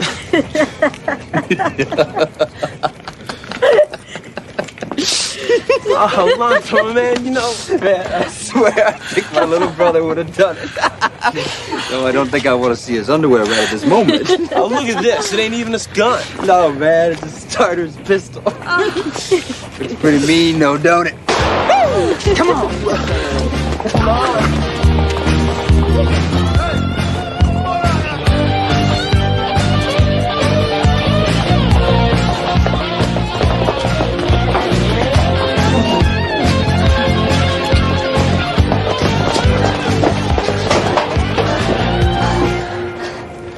Greg, I want to go home. Oh, no, not yet, man. Something I want to show you. Come on, walk me home. Come on, it's only a couple blocks from here, man. I promise you. After we check it out, we'll all walk you home. Okay?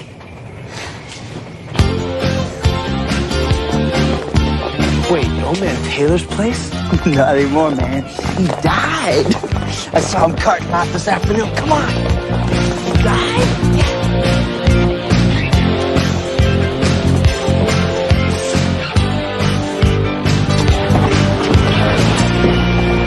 Ambulance guy's back here this afternoon. Had the top off and checking it out. Oh, like silk, man. Feel this. This is a hell of a car, ain't it? I wonder what the inside is like.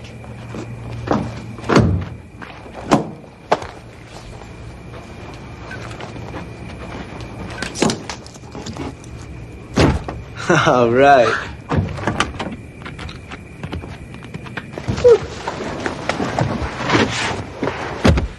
Wow, this is bigger than my whole bedroom. Oh, wow. Man, how do you keep this thing so cherry? Who wants a ride? Yeah, I do. Hey, look, Alonzo. Come on, man. Pop the hood. It'll be okay. Yeah, come on.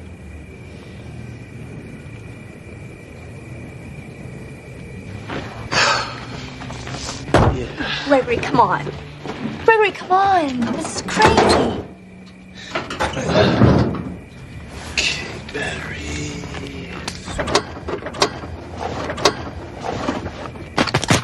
Yeah, the battery's good.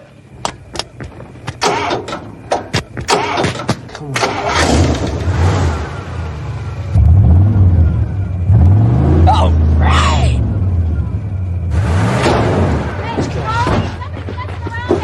Hey, Greg. What? Come on, let's go. Come on. Come on, let's go. There.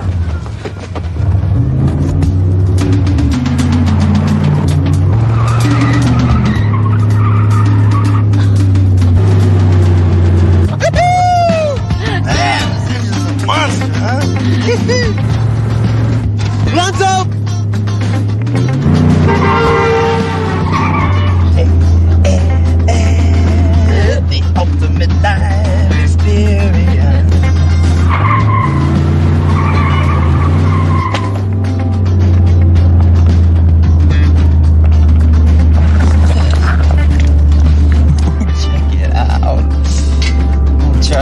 must have been some crazy guy, huh? What street is this? I don't recognize it. It's me. Deaver, that was Penfield. Don't look like Deaver. Look at the houses. Wow, look at the cars. I want a cigarette. Pack in the glove box.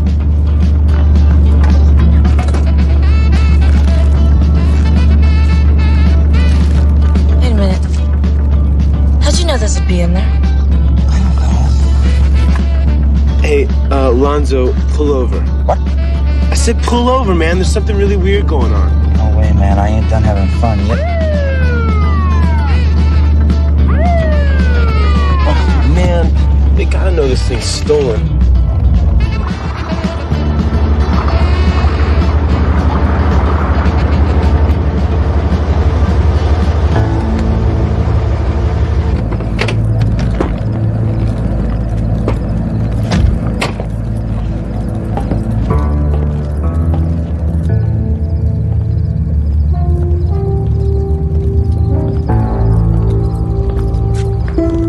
I see your license and registration.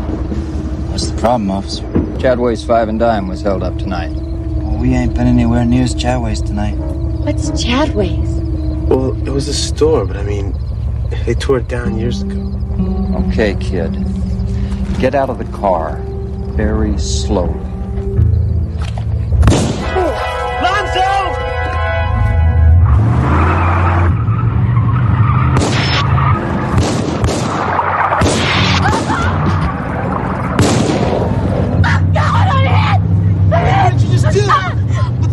You, huh? Get away, I gotta get away. You shot a cop, you idiots! Had to. No, you didn't! I'm bleeding so bad, I'm gonna die. We gotta do something. Man, Alonzo, turn around. We gotta get her to a hospital. Crazy ain't going back. We gotta do something. She's bleeding really bad. She's gonna die if we don't stop. Lonzo, it hurts. Oh, jeez.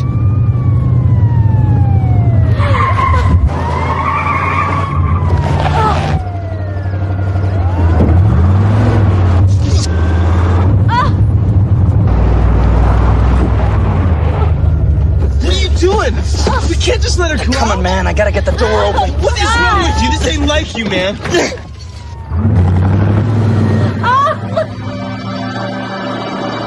She's not there, man. Where did she go?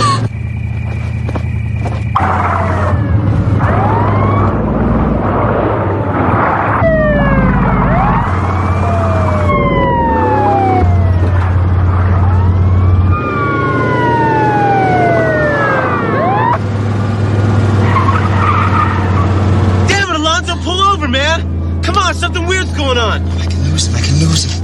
You pull over and let us out now.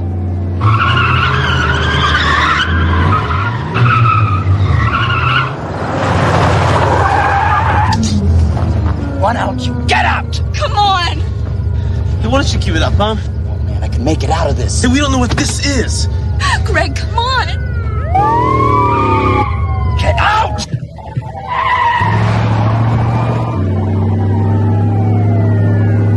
What the hell?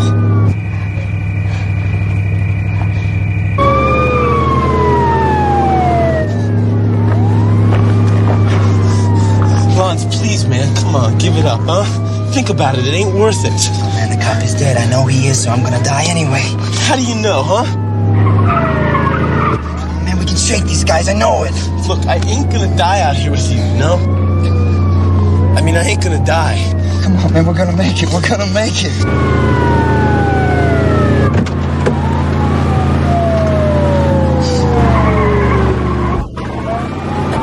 All right, that means there's one more kid in there. Everybody, yeah, to the doors. Bring me a fry bar, will you, John? You're here. I'll go around the other side. All right. Adrian called her when she heard what was happening. You okay? Hey, that's my brother in there. What's going on? Beats me, but that car is something of a legend. It was used in a robbery 30 years ago. Cop was killed. I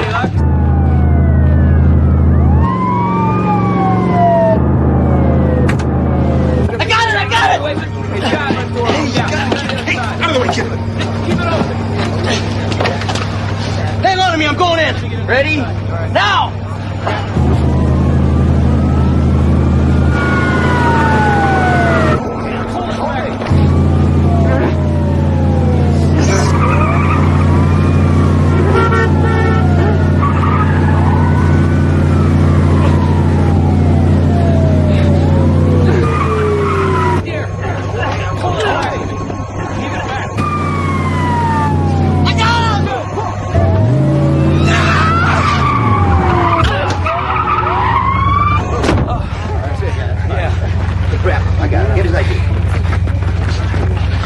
You okay? It's over. I killed a cop. I killed a cop with that gun, I swear. You didn't kill anybody with this gun, kid. Last time it was fired, you probably weren't even born.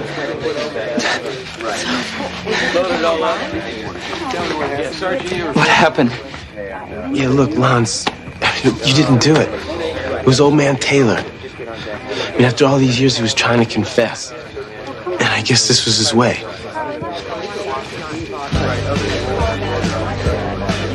It's all right.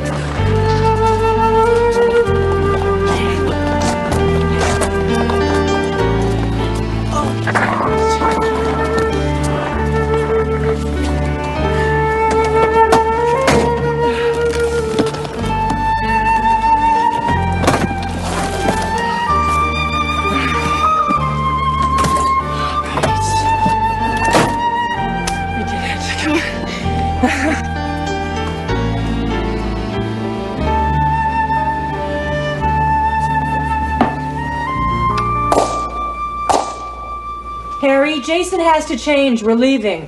Just 5 more minutes and bring down a cold beer, will you? Harry, you've had 2 already. I can count, Sally. Just bring down the beer.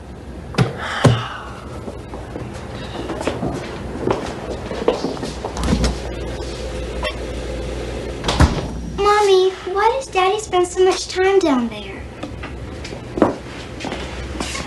I don't want you to worry about it, okay?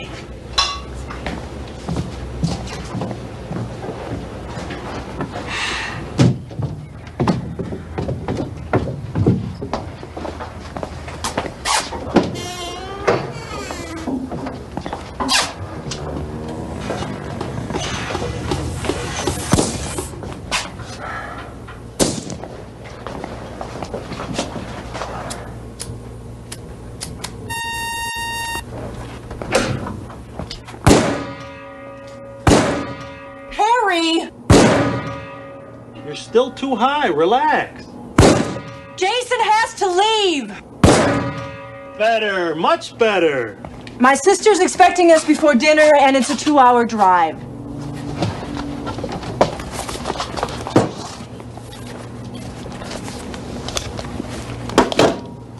Better hurry, kiddo.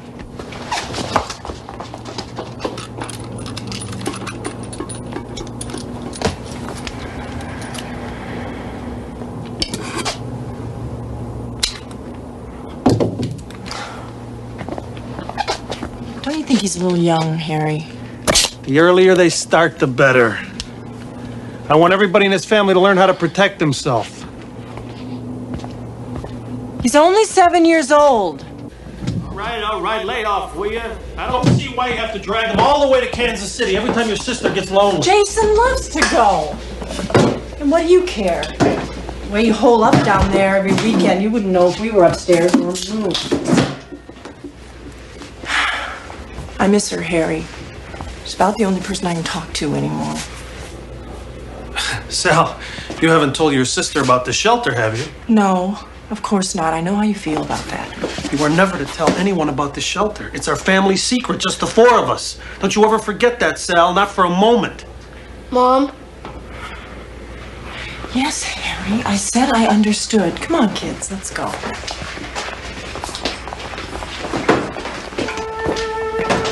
You coming by with the receipts later? He said around 6:30. Why don't you take him hunting this weekend like you used to? Yeah, I just might at that. Bye, Daddy. Yeah. Jason, don't let your cousin push you around.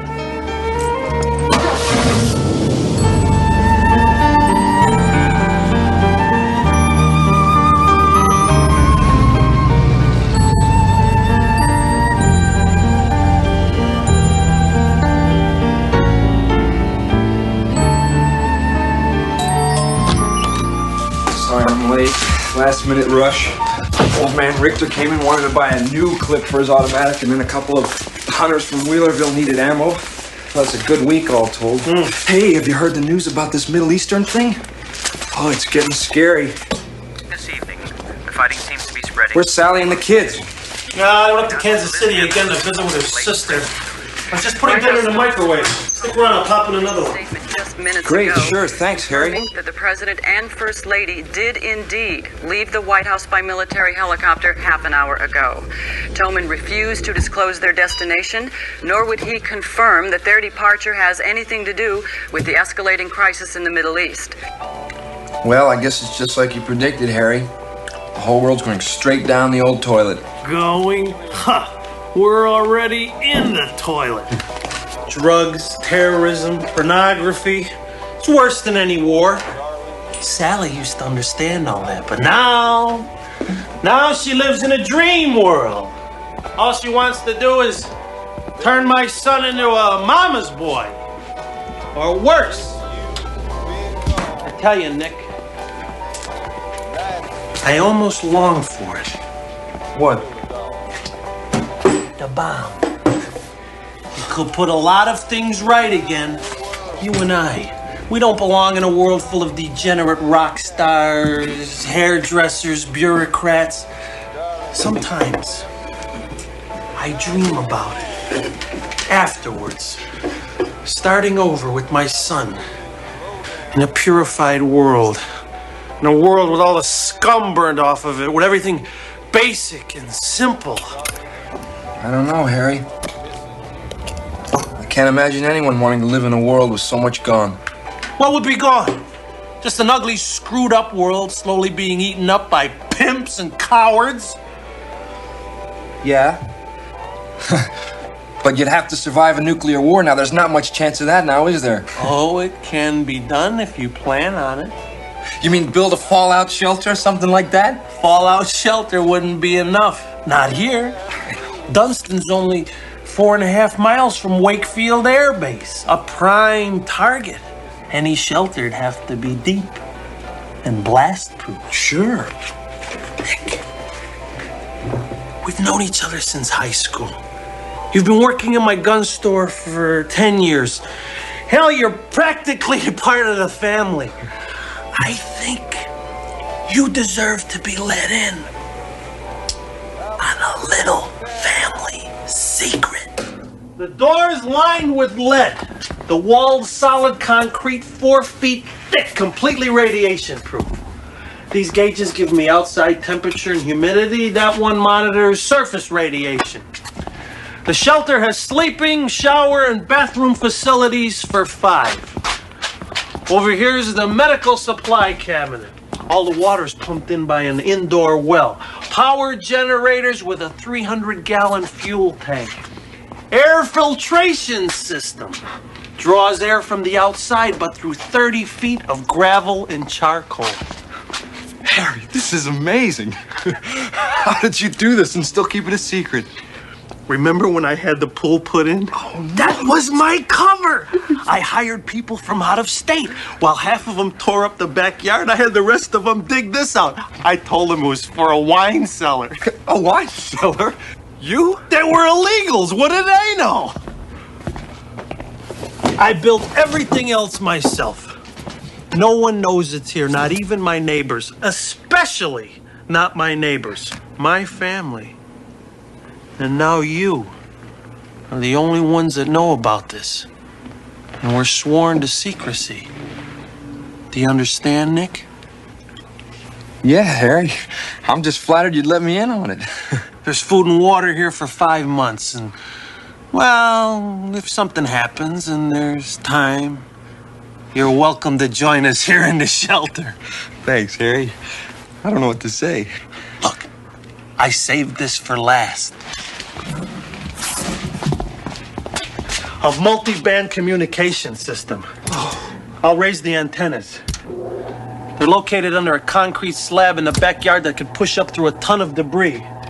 It's to link me with other survivors afterwards. The neighbors think it's part of some elaborate satellite TV. That was a live report aboard the aircraft carrier Nimitz, now in position in the Gulf of Sidra. Defense Department sources confirm that the armed forces have been placed on red alert and an emergency cabinet meeting is being held at an undisclosed location. The president has issued a statement in which he states unequivocally that Stay the here. United States Don't move. I have to make a phone call. I'll be right back. any escalation in the fighting. We go live now to John Shepard in our Moscow bureau with more on those alarming reports that many Russian cities are being evacuated. Hello? Sure. It's Godzilla, king of the monsters. Hello? Have you been watching the news? I want you to pack up the car and come home. Are you crazy? We'd be driving half the night. The whole country's about to blow up. I want you here. Harry, every time there's a minor international crisis, you think we should barricade ourselves in the family tomb. A little louder. I don't think they heard you in Iowa. Listen. If you're not out of there in the next 5 minutes. You're drunk, aren't you? No. Sally, wait, look. Send Jason back home.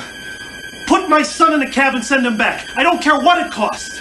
He's afraid of you, Harry. He's staying here. Sally!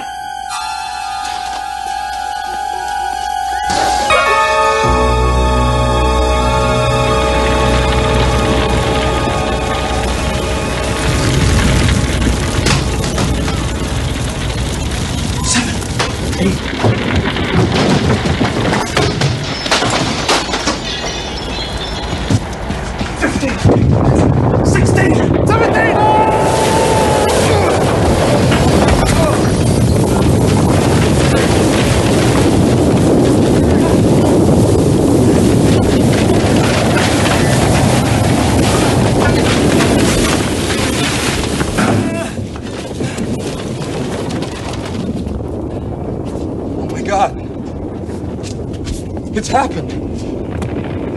This is it! This is it! The antennas, did you lower them? Well, no, Harry, I don't know how. Oh my God! Damn! That was our only connection with the outside! The shelter's completely radiation-proof. Even the radio waves. I gotta get home. My parents. Nick, you need me. Nick! I gotta get home. No! Nick! Stop! Listen! Listen, you're not going anywhere! It was a direct hit on the air base! Listen to me! We're gonna have to stay down here until the radiation levels drop! At least a month! Look! No! Look, Nick! No.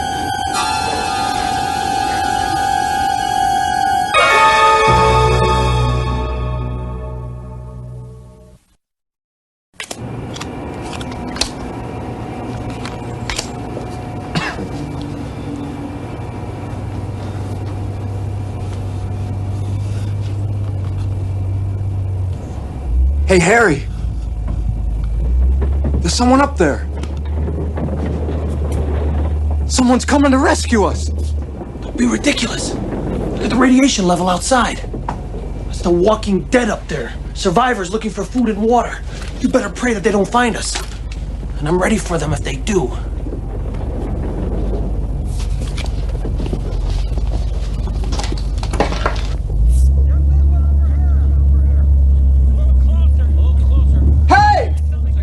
We're down here! Shut up, you idiot! Hey! Oh, why? Oh.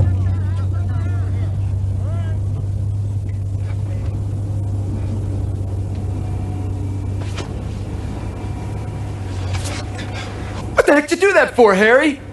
They could have saved us. They could have been anybody. They were scavengers, not rescuers. If you'd have let them know we were here, they would have busted that door down and taken our food and killed us. Or we would have had to kill them. Don't you understand anything, damn it? Don't you understand anything?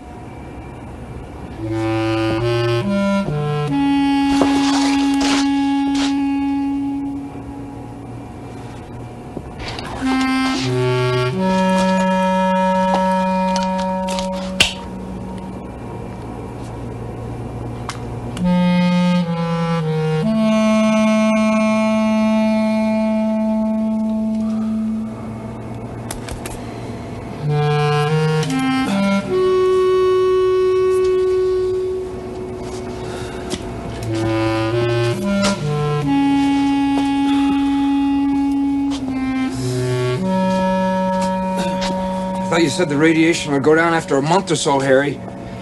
It's been 3 months and it still looks the same. You're not very good in tight spots, are you, Gatlin? It's cold.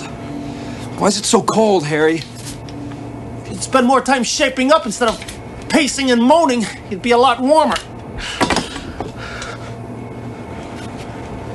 We've got to be ready for whatever it is we find out there.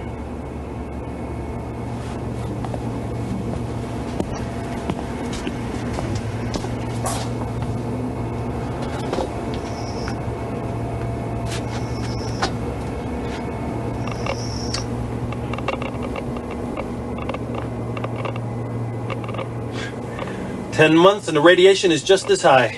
Man, they must have really cut loose up there. Kansas City, Topeka, LA, Paris, Moscow, all gone. No wonder we don't hear any more noises. Must be like trying to live in a microwave oven. Your parents, my son, all dead. In a war like this, they didn't have a chance." You know, Harry, deep down inside, I don't even think you give a damn. You love all this. Gatlin, you haven't got the guts or will to survive. I'm sorry I didn't realize that before I asked you in. What the hell is the point of surviving in a dead world? A better world, you'll see. I doubt it. You come to hate everything eventually, Harry. I don't even know why I'm trying to stay alive. That's simple. You're afraid to die. You've always been afraid of everything. I should have known better. For years, I gave you work. I took you on hunting trips. I tried to make a man out of you. It's not possible. You're right. You're right. And now all I have to do is to find the guts to choose how I want to die. And who I want to die with. You're not doing anything. You're hysterical, Gatland. I've had as much of your whining as I can take.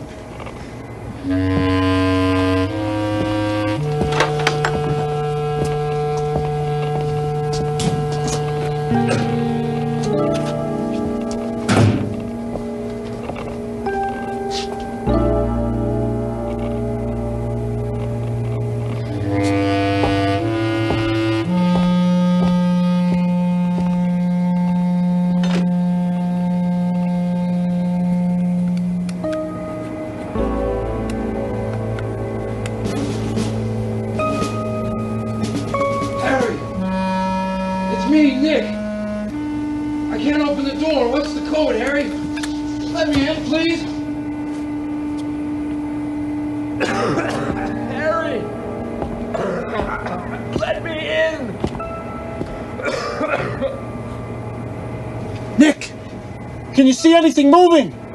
God, Harry, it's horrible. There's no daylight anymore. It's freezing. There's nothing but mountains of garbage. The whole town is gone. I've been crawling around for hours waiting for the sunlight, and it never comes. The air smells like burnt plastic. I feel sick, Harry. Let me in. I can't. You're contaminated. If I let you in, you'd only kill us both. I'm sorry, Nick. It was your decision.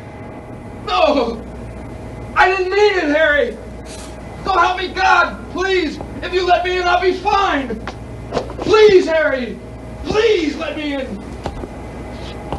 Harry, let me in! Let me in! Let me in! Harry! Please! Let me in! Let me in! Harry!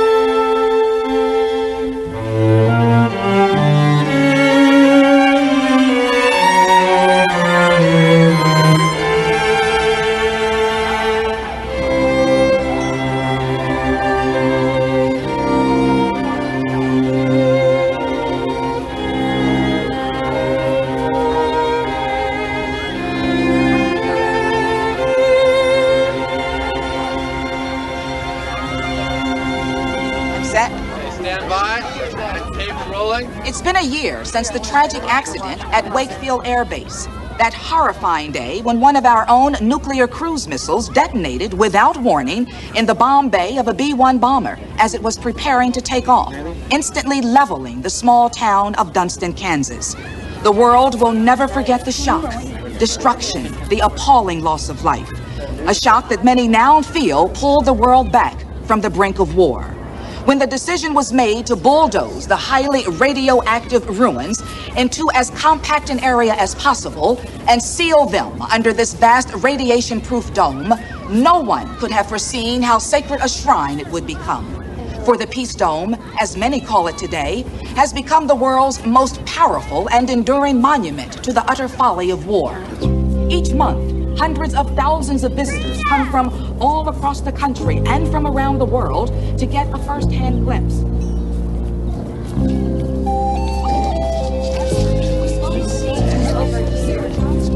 Mommy, is that where Daddy's buried?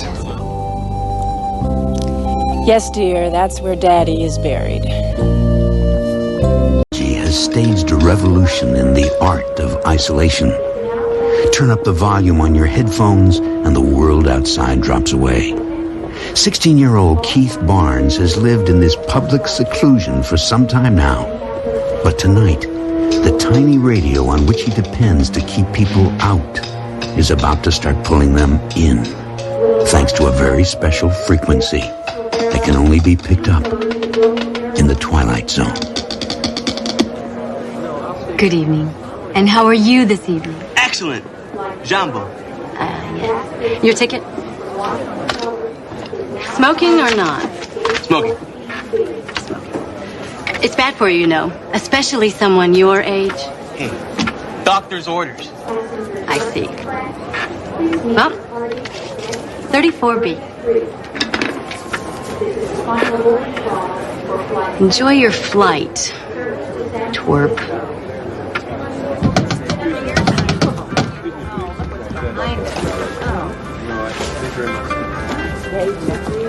No. Excuse me. Excuse me. Jambo. Is that a radio?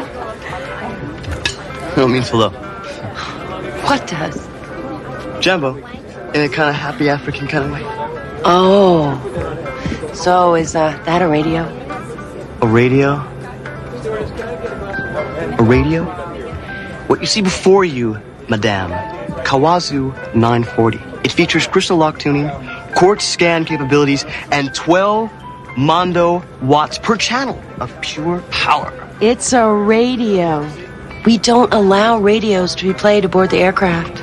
So please, turn it off.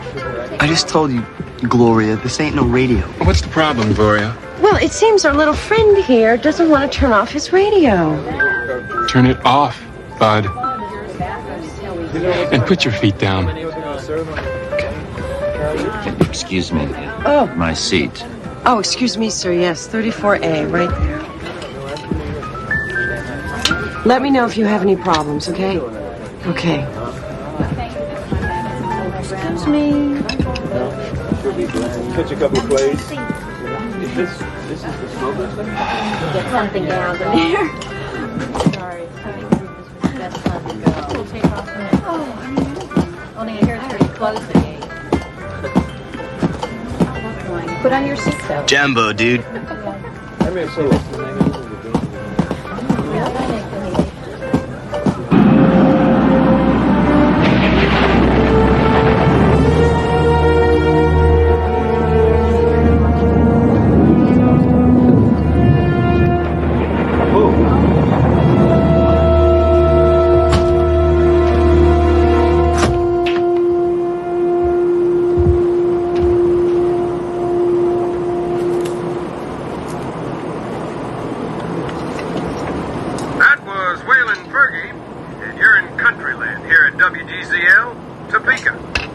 Oh, come on. This is serious wasteland.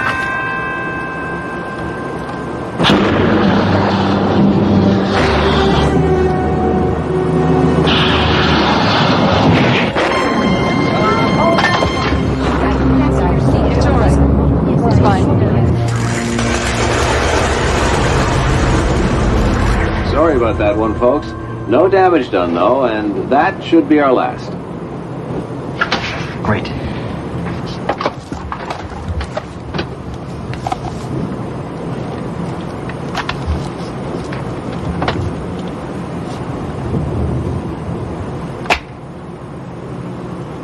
Someone's getting sued.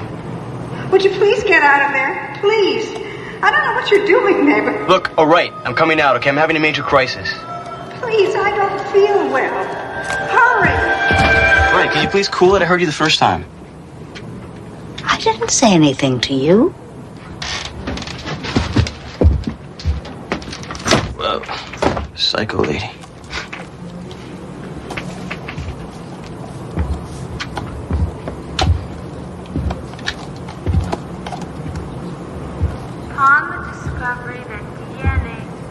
Upon the discovery that DNA is a double-stranded molecule that contains complementary base pairings held together by hydrogen bonds, it was suggested that DNA was a plausible mechanism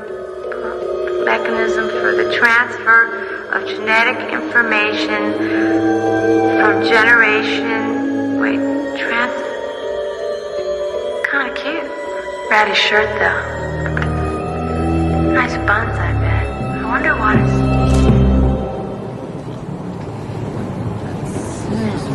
Did you just...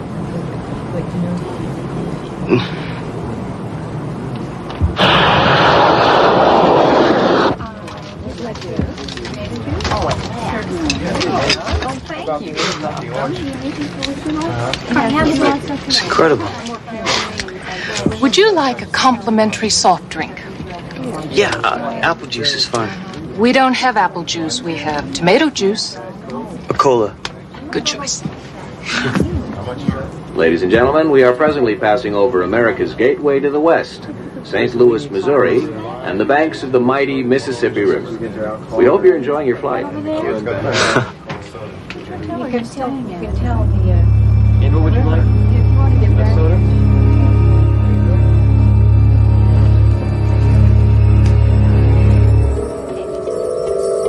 Bureaucrats, incompetents, greedy, insensitive, reckless, playing God with people's lives.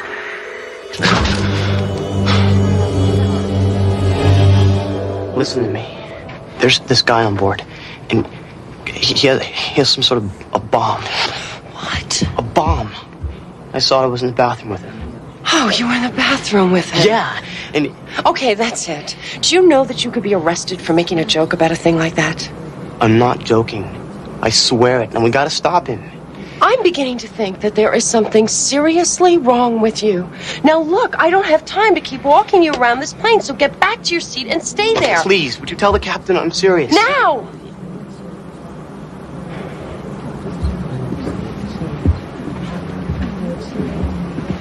Gloria? Can I talk to you for a second?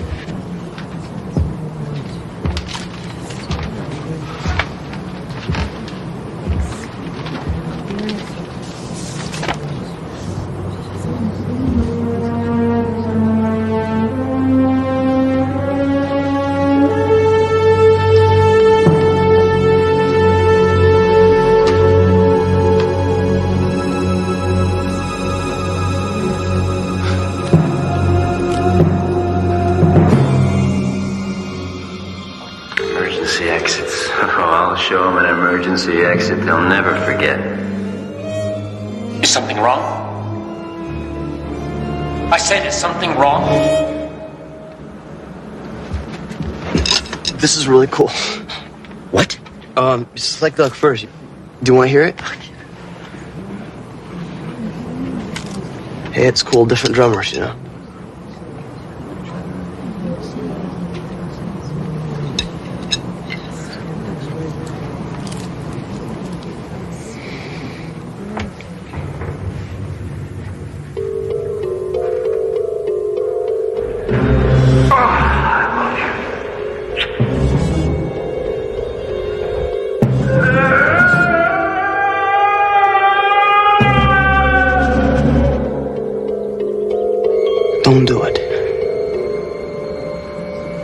Are you talking to me? Don't do it. You can't bring them back. You'll be killing all these people. I'm afraid you've made some mistake. No. I know who you are, Mr. Williams. I know what you're gonna do, and I know why. And I'm asking you not to, please. Who are you? How do you know all this? You a cop or something? Huh? And you know about this, too? And you also know that I'm capable of doing this right now. Do you? Yeah. I got no choice. I've got nothing left. I've got to do it. I mean, you know what happened. Do you? Yeah. And you understand, don't you? I've got nothing left. But the people who make these things, they have to be more careful. And they have to pay for what they've done. You see that, don't you? But it's not these people. It wasn't them. It's the only way they're going to learn. The only way. Now, you stay here. Not a word, or I swear. I'll do it right now. No.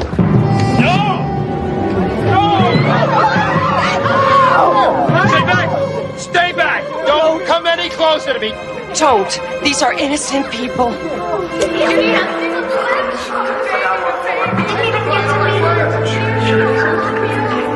Is this the way it happened? No!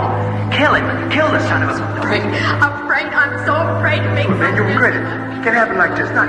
God, I want to live. I can still wait. What right do you have to do? Don't. What about Jenny? She needs a father. She's so Why young. isn't Daddy coming home? Where is he? Mommy? Daddy? Why?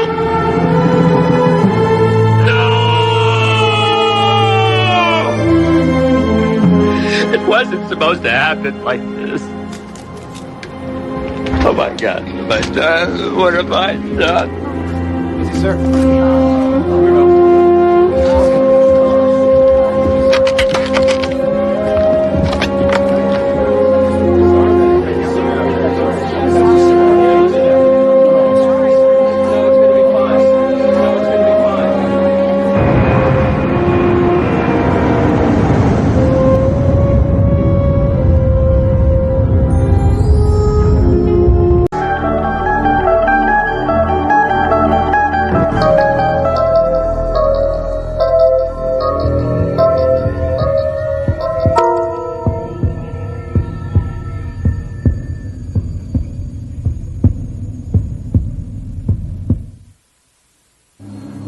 Spectroscopic readings indicate that the atmosphere is at perfect chemical equilibrium, predominantly carbon dioxide with traces of methane and ammonia. Now, what gives the atmosphere that sickly yellow color? Iron oxides from the rusting cities. And the sensors show no life form whatsoever? Nothing. Not even the presence of simple amino acids in the oceans. The last reconnaissance was right. It's a dead world. There was a name for this one in one of the old languages, wasn't there, Professor? Yes. It's Earth. They called it Earth.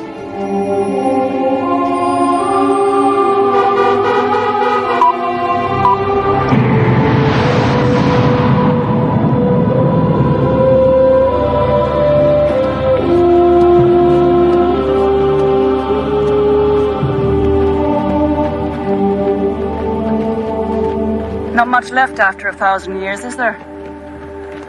Donald, Earth was stripped of artifacts long ago. What are you looking for? Oh, I don't know. Feeling. Sense of place. What it must have been like to live here when the skies were blue and the oceans green with plankton. Too many historians never get to see the things they write about. Thank you, Jacinda, for getting me on this mission. A very kind gesture for an old academic. Not that kind. And not that old. Good luck, Donald, because in 4 days, I'm going to have to give word for the mining vessels to move in and extract whatever is salvageable. And when they do, there'll be precious little left of your Earth.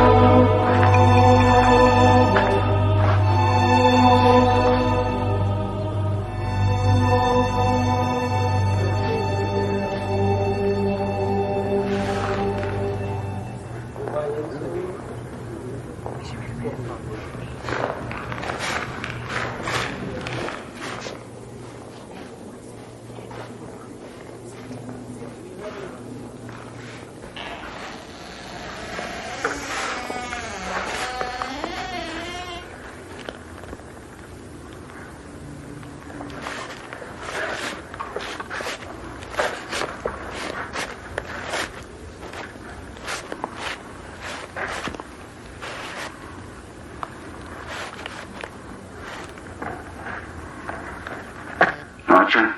Bledsoe, did you hear that? Hear what? You got a problem, Professor? No, no problem. I'll see you back at the ship in about 3 hours. No doubt.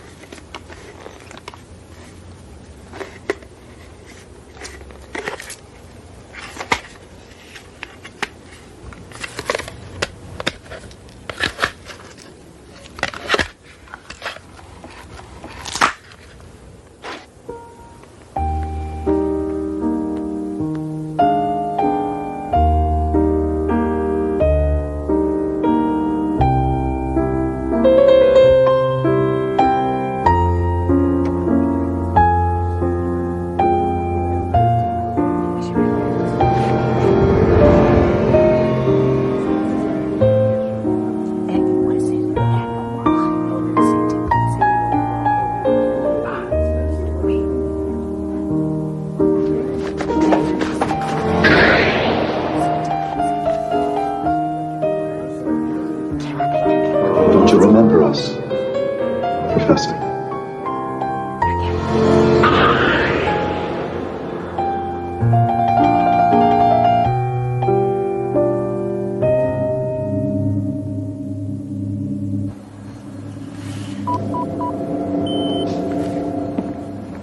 Donald, you're up late. So are you? There's lots of data to log. There's still a treasure trove of minerals on this planet. The inhabitants pretty well bled her dry of all the fossil fuels. There's a wealth of basalt, iron, uranium. You know, it was really quite a beautiful planet. An amazing variety of flora. Climates ranging from the temperate to the tropical, from the Arctic to desert. This is where it all began, Jacinta. This is where we began. How did it happen, Donald? How did the planet end up like this? Greed, stupidity, the usual catalog of sins.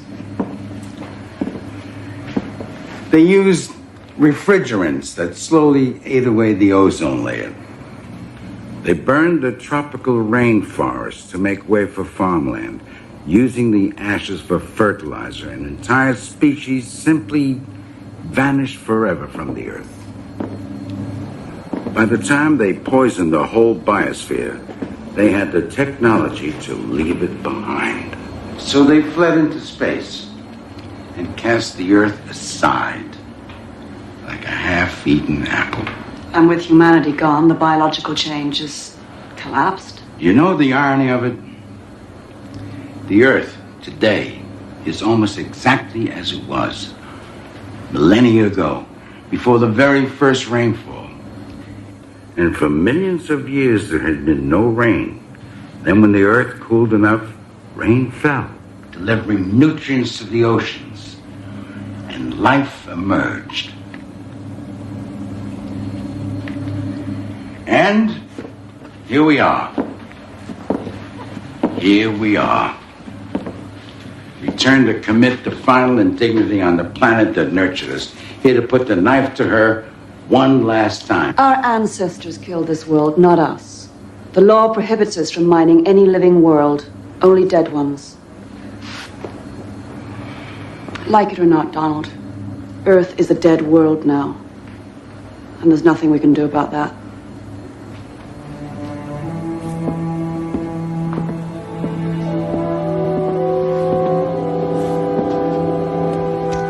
Except, I suppose, be grateful that we finally learned our lesson.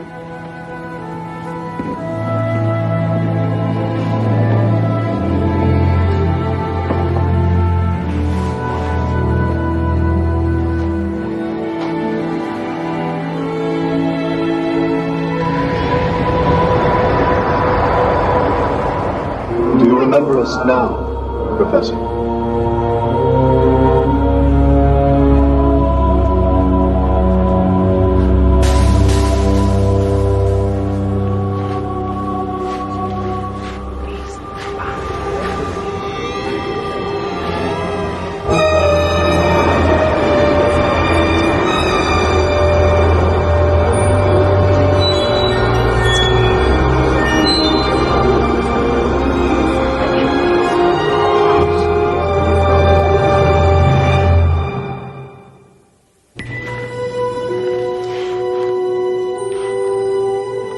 You won't be needing your helmet anymore, Professor.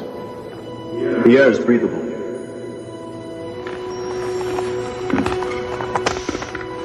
We sort of used a part of our etheric energy to change the molecular structure of the gas.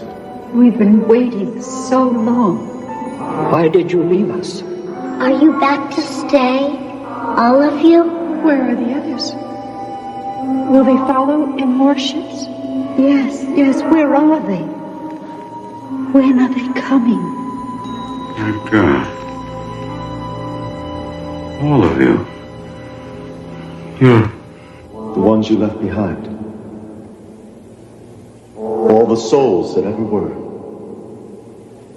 All the ones that stood and watched as your ships vanished forever from our sight. All of us that couldn't follow. We never knew. We never knew that you even existed. Didn't you? Didn't a part of you always know? Why is it so important to you to follow us? You're our children, our future, our immortality.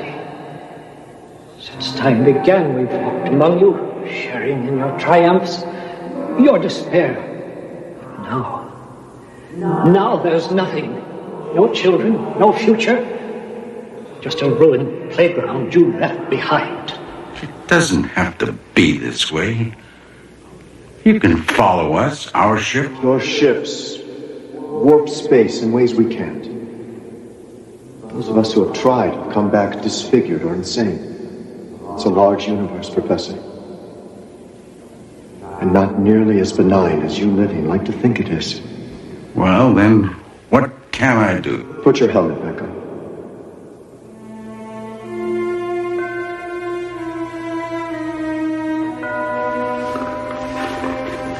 I know why you're here. Not you personally, but your ship, your crew. We're shadows. We're helpless to stop them, but you have to do something. You have to explain to them that this planet still contains life of a sort, that this Earth, ruined and gutted as it is, it's all we have left. Please, don't let them take it away from us.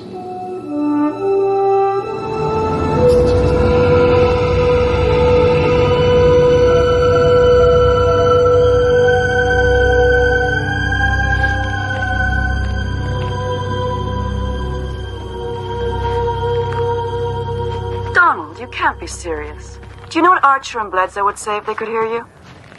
All I'm asking is for you to keep an open mind. Now, give me a chance and I'll prove it to you. Prove to me that Earth is some sort of haunted planet? How? Jacinda, you were always my best pupil. Let me teach you one last thing.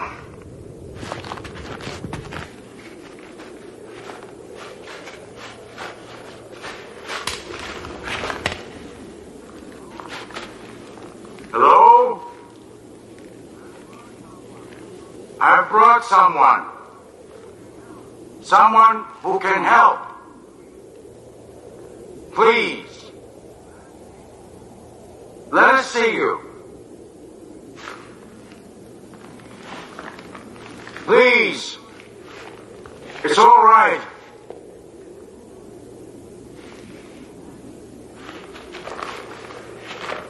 She has to see you. She has to know. Donald. For God's sake, she can help. Why are you doing this? Please, let us see you. Donald, that's enough. Don't. Damn you! Show yourself! Donald!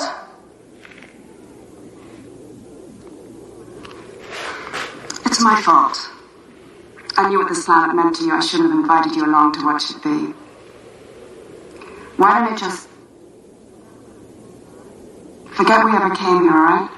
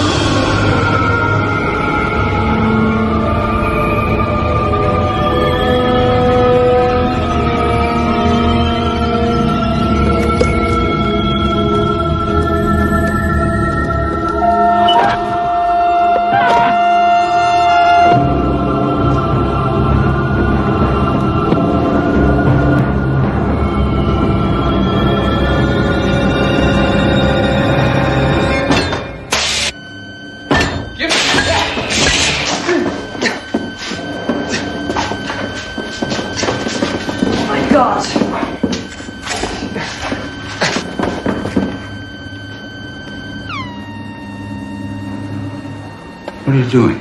What are we doing? What were you doing? Oh, Donald, how could you do this to us? To all of us? I swear. The last thing I remember was being asleep in my cabin. It was them. Don't you see it? It wasn't me, it was them. He's crazy. I told Mr. Bledsoe, kindly shut up.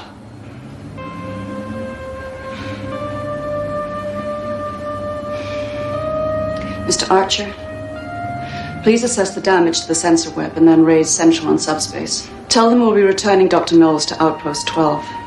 Medical emergency.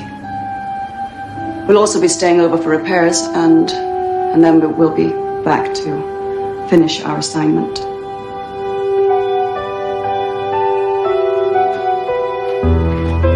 You cowards! You liars! Show yourselves! I dare you to show yourself to me! Back to your ship, Professor. You might as well.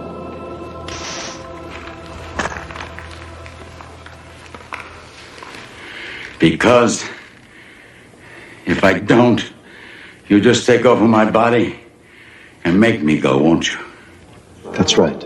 You wanted me to make a fool of myself.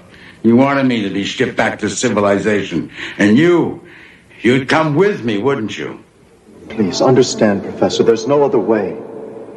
We can't travel through warp space in this form, but in yours, that's a different matter. You can serve as a beacon to the others, showing them the way. And me? What happens to me, my body, when you're done with it? I'm not sure. I have to merge myself fully with your body in order to weather the journey. I'll try to leave it once we get there, but... You don't know if you can. Please try to understand. All we want is to reclaim our future. Your future? You don't deserve a future. Any of you. We may have fled the Earth once it became uninhabitable. But you were the ones who made it that way. You could have saved it. You could have done something, every one of you. But you didn't. Did you? How many of you thought you'd be on one of those spaceships fleeing the dying Earth? How many of you thought you'd escaped, but died before you could? What you say may be true, but it's over and done with long ago. There's nothing we can do about it now. Isn't there? You changed the air in this building from methane to oxygen, from poisonous to breathable. That's a different matter. This is a small, controllable environment. We're talking about a planetary scale. And even if we could, we might lose our consciousness, our awareness. Like you propose to do to me. Cowards. You're still the same cowards who let this planet die, aren't you? Go ahead. Take my body, my life. Save yourselves. At least, I'll know that when my time comes, I can die with a hell of a lot more courage and dignity than you.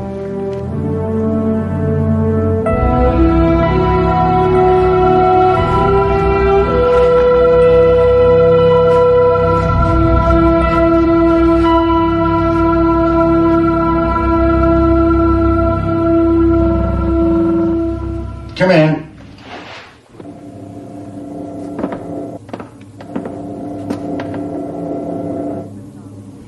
We're about to lift off. I told Central that you requested medical leave. Stress reaction to space travel. It's not uncommon. The damage to the sensor web was minimal. I didn't log your actions yesterday. I appreciate that. You're looking better. Rested. Yes, you might say that I'm expecting to be a new man once we leave the planet. Jacinda, if I should not see you again after this, I just want you to know that I'm grateful for the chance you gave me and for your friendship and for... What's that? I don't know, it sounded like thunder. Well, it's impossible. The atmosphere is at equilibrium. There can't be any.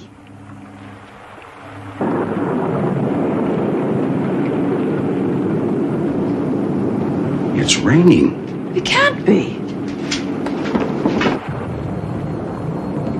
What the hell is going on? Is that really rain? Not just water either. But amino acids, nutrients raining into the ocean. Good God, I'm getting life form readings in the oceans. Well, that's impossible. It takes thousands of years for even the simplest life form to develop. It's as if something is accelerating evolution somehow. I don't know how, but... This can't be right. I mean, the sensors must be out of alignment after yesterday's damage. Oh my God, he's right. The ocean's suddenly swarming with cyanobacteria. Cyano what? Cyanobacteria was the first complex organism to evolve on the Earth. And it led the way for all life forms to come, including us. Does this mean what I think it means?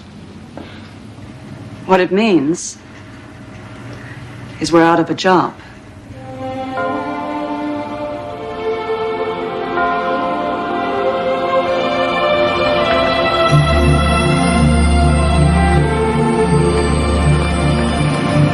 I don't know if you can hear me anymore. Maybe you can't. But we'll be back. I promise. Someday we'll be back.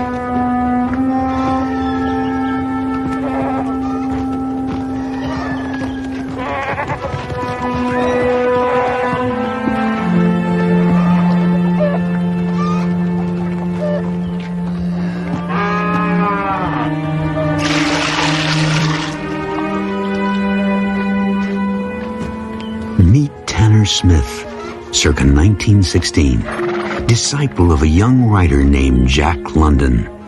Tanner Smith, now consigned to what is affectionately known by the Bowery Boys as the Ref. A grim sojourn into solitude, despair, pain, and sooner than he knows, a curious corner in the Twilight Zone.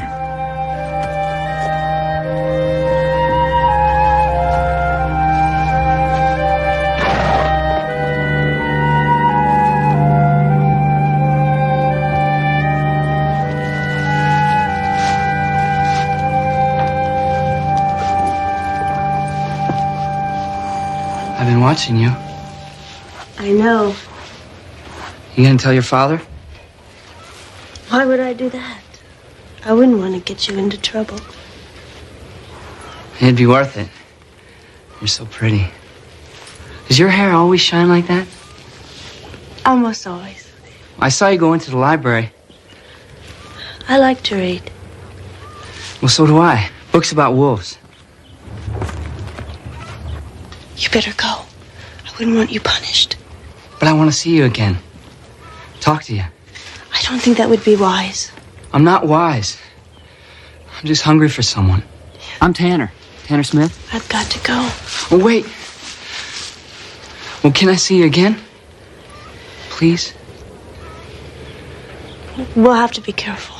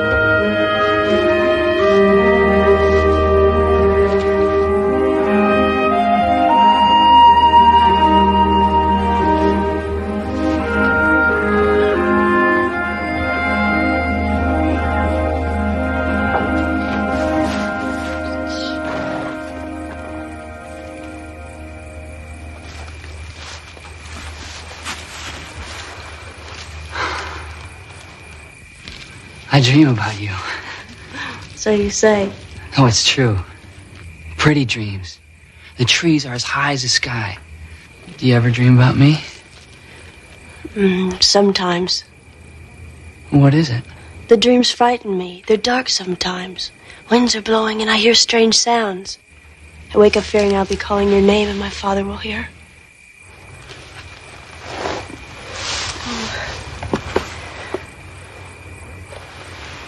I have another book for you, Tanner. Another Jack London. I know how you like stories about wolves. Oh, a wolf mates for life, Amy. Did you know that? For all his life, he'll never know another. I have something for you, too.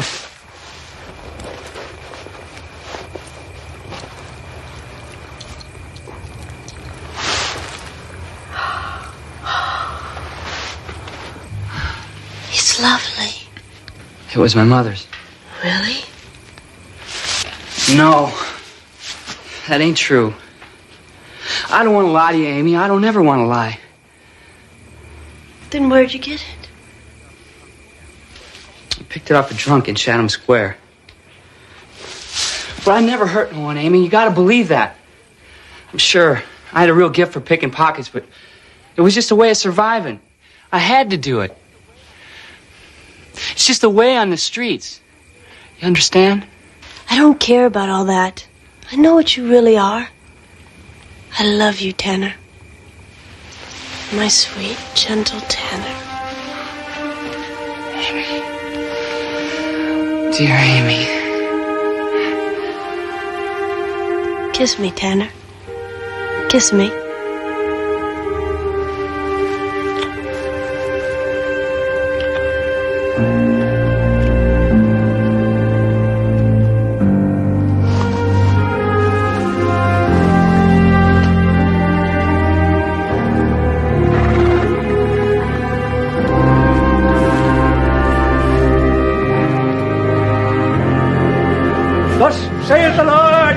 I will deal with thee even as thou hast done.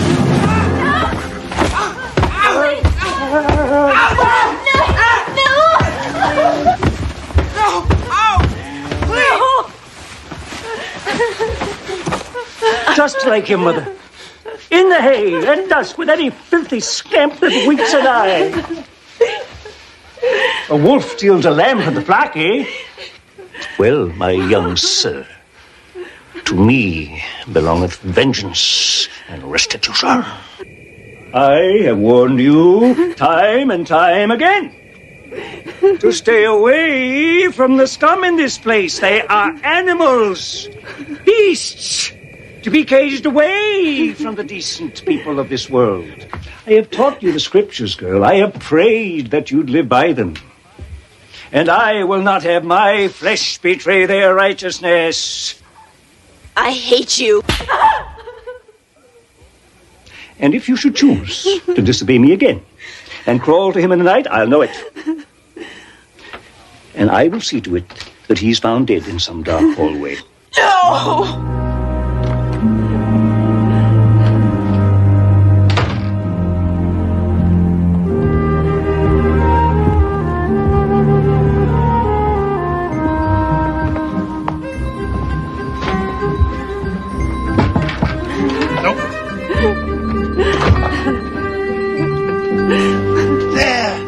Girl, it'll be all right. No, it won't be all right. You'll kill Tanner if I ever see him again. I know him. He'll do it. Well, now, Amy, you know the hooky ain't gonna let that happen. You're nothing but a broken down old bum. What could you do? I just want to die. That's what I want. To be dead. No, Amy, dying ain't the answer. Not for you, not for Tanner. Because you're young. And you're in love, and you must never give up hope. I'm sorry for what I said. I didn't mean it, Hokey.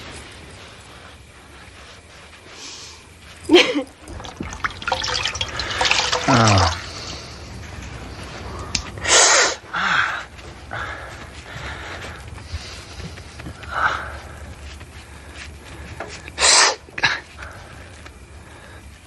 Amy, have you seen her? Her father didn't hurt her, did he? Not her spirit, boy. She's a bright arrow. She has the power to soar above her father's deviltry. Oh. You know where she might be? She spends her evenings in the library, poring over the books like she's searching for something. I gotta see her. No, Tanner, you can't. Her father told her he'd have you done in if she saw you again. I don't care. No, Tanner, you mustn't. I gotta see her. Oh, Tanner, no.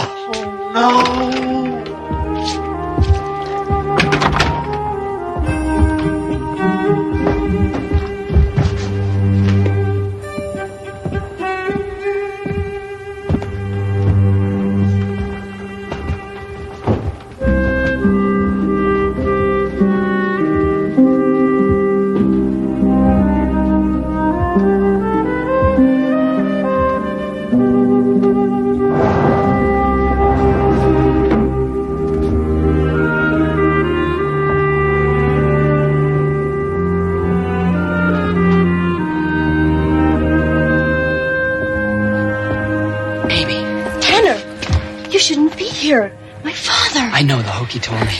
But I had to see you. I had to. I've missed you so much. Amy, we've got to find a way out of here. I've thought of everything. There just isn't any way. Except... Except what? Come with me. It's probably the oldest book in the world. But what is it? What's it got to do with us getting out of here? Just listen to me, Tanner. I'm listening, but I don't get it. But I just don't understand, Amy. You believe in the human soul, don't you? Well, I guess I do. Tanner, this book is all about releasing the soul to renew its existence into another time and place. Look, you see these lines? Yes, I see them, but what does it have to do with us? I don't know if it's really true, But the book says by concentrating on the lines, you'll soon be able to see a door. And if you persevere, you'll be able to open that door and pass right through it. Pass right through it? But to where, Amy? Where? A better world, Tanner. A free world.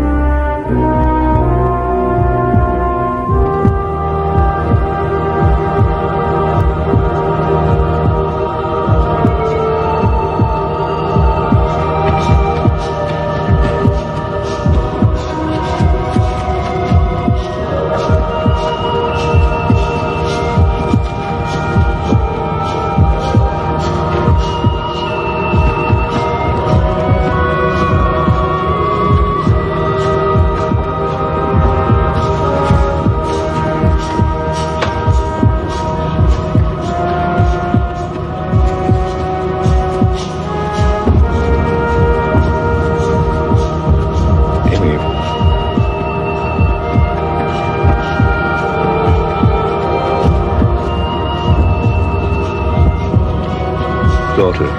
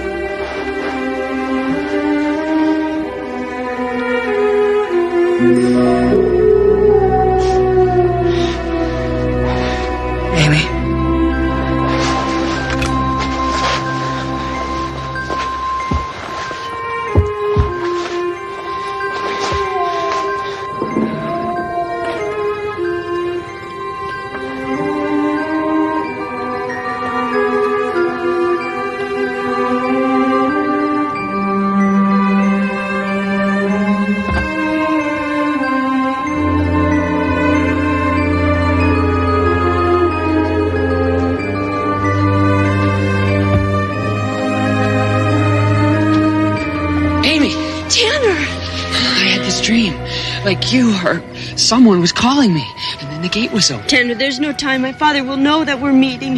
But we're outside. We could run away right now. No, Tanner, it wouldn't work. He'd find us no matter where we went.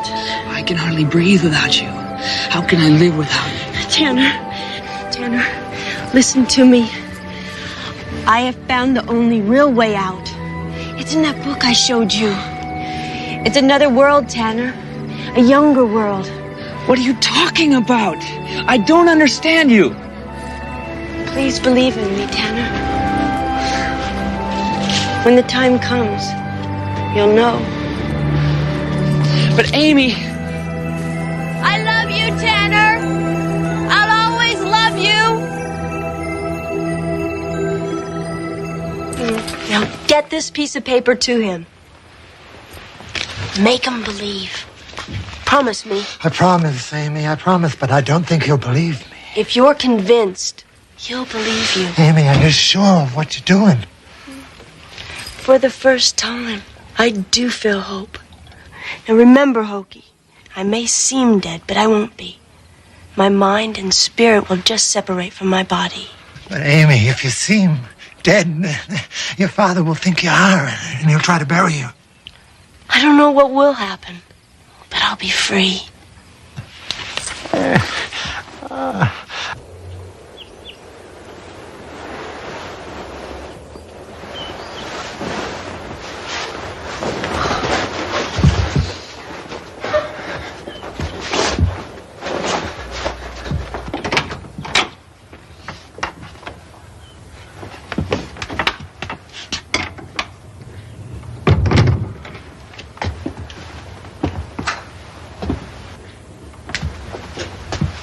Amy.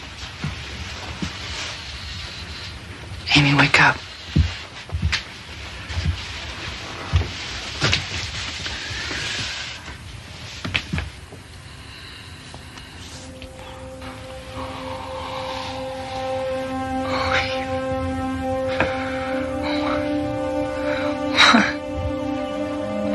No!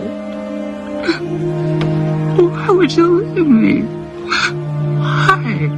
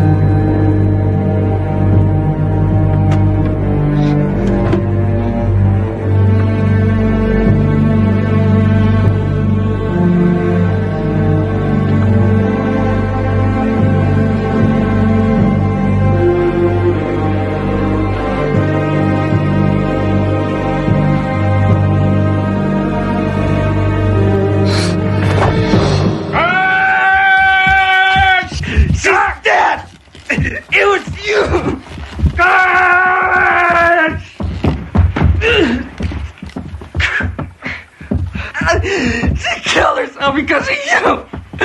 Damn you! Take him to the hole and lace him up tight! You killed her, and you're gonna rot in hell for it! Hell, that's your home, young sir.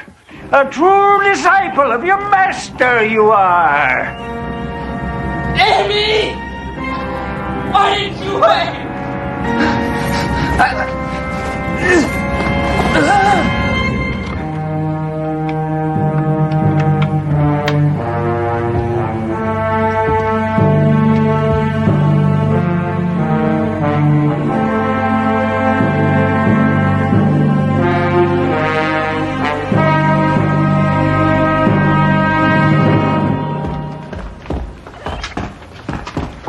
Tanner! Hokey? She's dead. No, Tanner, I swear I saw her. She left her body, moving into the other world. But how can that be? She told me how she did it, and how you can do it too. Thou shalt vow a vow unto the Lord thy God. Thou shalt not slack to pay it. For the Lord thy God shall surely require it of thee.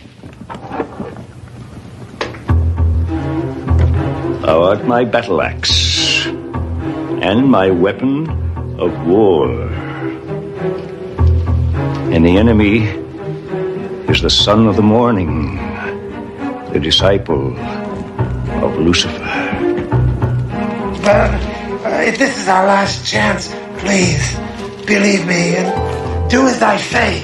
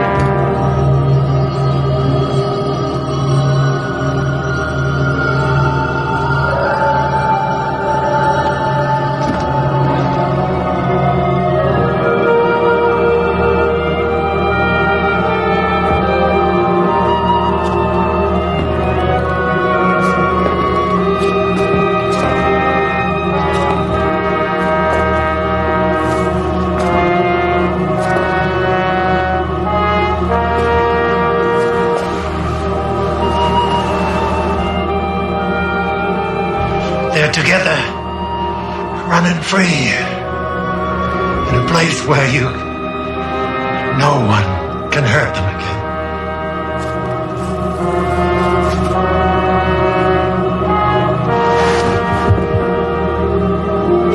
A song of the younger world.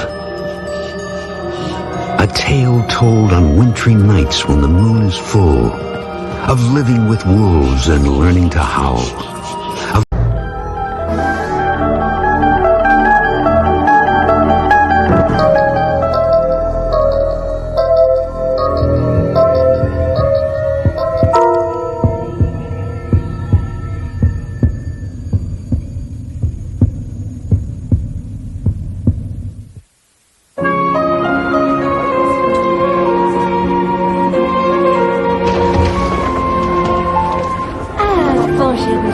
Hello, Marie.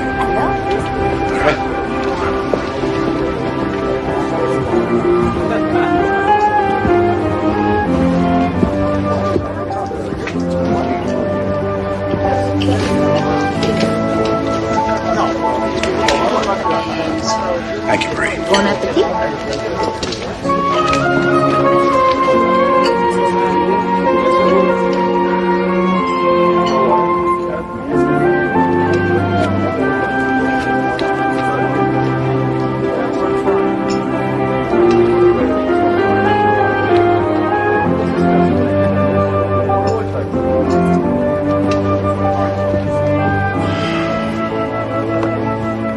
Found this in my office, on the floor.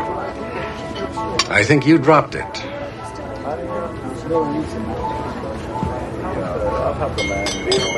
Ira, I've seen you staring at that picture before, mooning over it.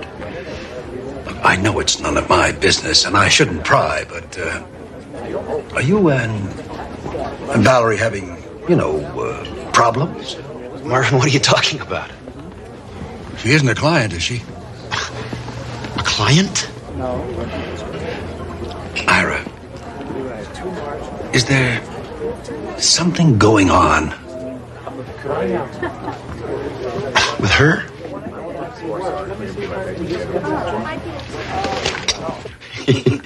Can you believe it? He wanted to know if I was having an affair with the girl in the picture.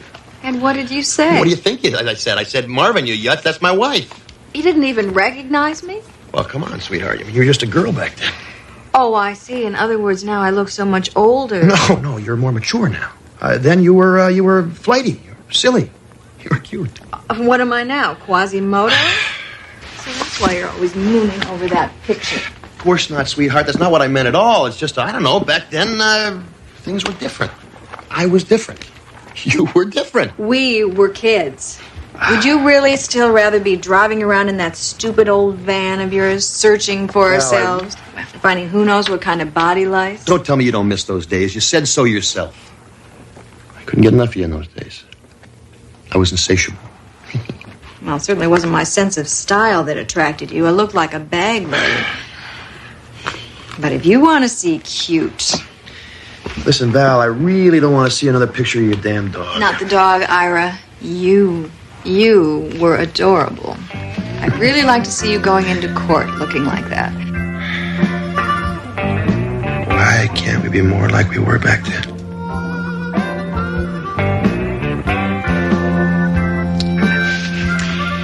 It's late. I gotta get up early. Hey. I am still insatiable, you know. So take an appetite suppressant or something. I'm going to sleep.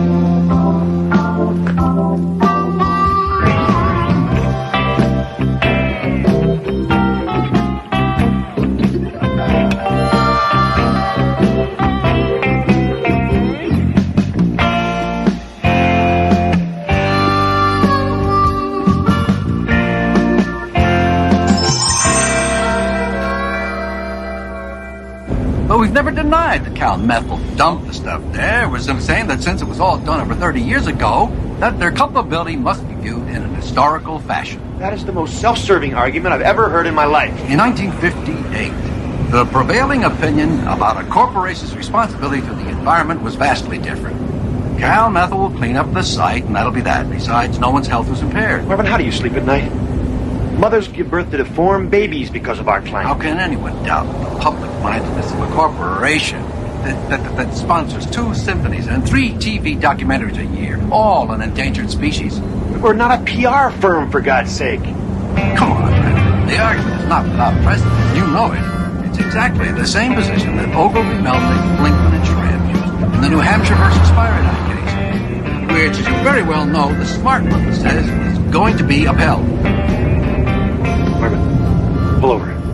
Stop the car. Stop the car, Marvin, right now! But Ira, the reservation's for 12:30. Can't help it, Marvin. I'll see you back at the office. I'm probably waiting there already.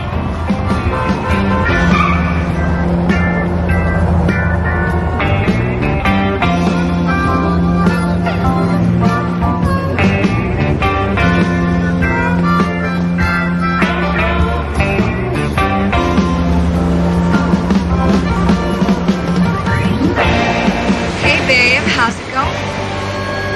Valerie, what is this? Some kind of a joke? I knew it. I knew you'd freak when you saw me. What'd you do to your hair? You supposed to be at work now? Cool out, Ira. Don't you like what you see? Val, this isn't funny. It isn't supposed to be. Come on, Ira, relax. You've been wanting me this way for a long time now, haven't you? Yeah, but I... Then quit fighting me.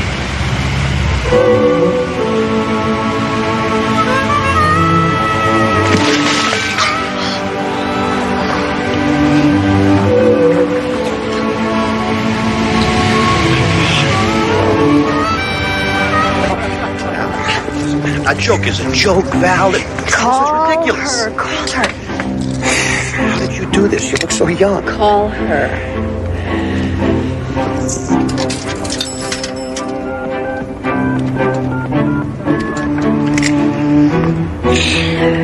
Hello, aerobics. Can I help you? Yeah, Annie? Ira? Yeah, it's Ira, right. Valerie's not there, is she? Yeah, of course she is. She is? I told you. Yeah, you want to talk to her? Yeah. I'll put her on. Hello? Valerie? Ira? What's wrong, hon? You sound... Wrong? No, nothing's wrong. I won't be home for dinner. You have a late appointment. I have a late appointment. Oh. Okay. Ira? Yeah, Val, listen, I'll get something to eat somewhere. Love is all you need. Love is all I need. Listen, Val, I'll get something at the deli, okay? Ira, are you sure you're all right? You sound like you've had a stroke. No, I'm fine. Real fine.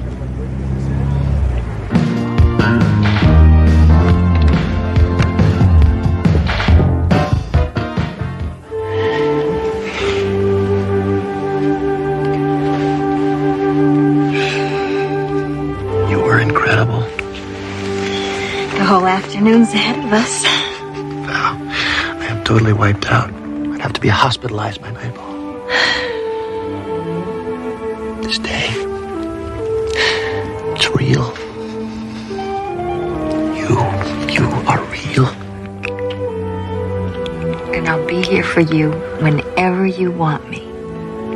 But how did you? Where did you? I'm the girl you married, Ira. The one you dream about. Hey, don't ask so many questions, Ira. You can blow a good thing that way. Don't you get it? You've been thinking so much about the way it used to be that what you want so bad has become real. That's me. The Valerie that you remember. The one you hoped would never change. And I haven't. I wish I could say the same. Tell me about it. What's with the suits? That is my court costume. You did it. You're a public defender like you are. Corporate counsel. Bummer. Well, my life's not so bad. Then why are you so sad? You never used to be a sad person, Ira. What happened? Valerie, yippies turned into yuppies. Jerry Rubin runs a business networking salon, whatever the hell that might be, and that is what happened. Okay, I know how that must sound, and you're right. There's much more to it than that. I'm just being facile. I'm oversimplifying. I mean, it's a whole evolution of the social infrastructure we're talking here. Something much more gradual, much more complex. Jeez, Val, you gotta understand. You must. You were there. We were gonna change the world, remember? Somewhere along the line, I don't know, we lost each other somehow. The Est and the Meade decade, leveraged buyouts, tanning parlors, aerobicizing. Seems like nobody cares about anybody anymore, except himself. Our focus just narrowed. Then we need to expand it. Let's do some window pane and watch the walls melt. Valerie, if I went anywhere near LSD, we could watch my brains melt right out my ears. Sweetheart, nobody does that anymore. Wake up, smell the 80s. Jeez, Ira, you are a stone drag. Where you going? You just got here. You know, man, we used to laugh at people like you.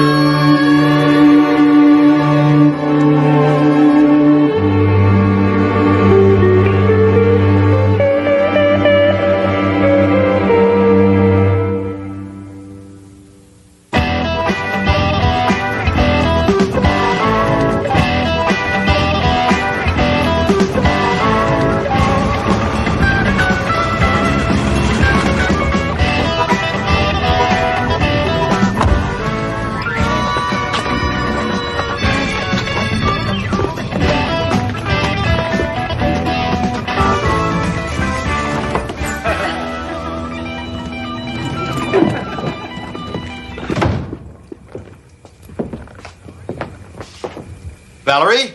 I'm in here.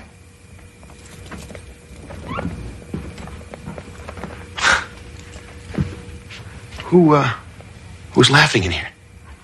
The TV, Ira. I turned it off when I heard you come in. There's nobody here but me and Herman Hesse. Sid Harton, huh? Wow. You know, there was a time that I thought the whole damn key to existence was contained in this book. You were reading with the TV on? Yeah, I just got an urge. It's something you said last night.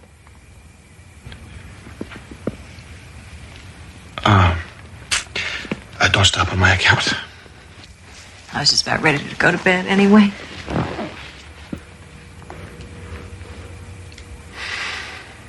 You go on. I'll be up in a while. I have some transcripts to proof.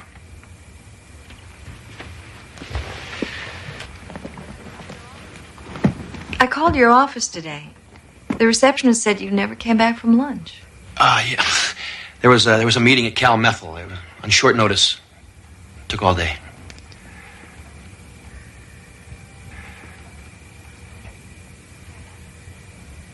Okay, Ira.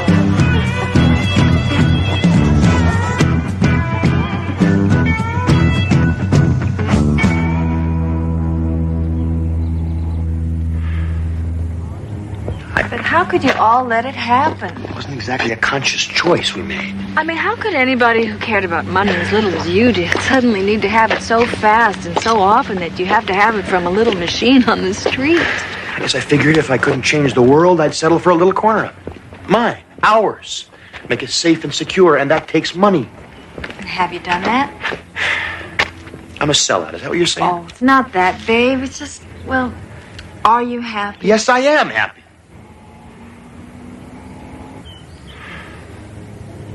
I don't know. Most of the time I am. Something is missing. Sure there is. Me. Come on, honey, you've got to tell her. What about I've been a memory too long. It's her turn now.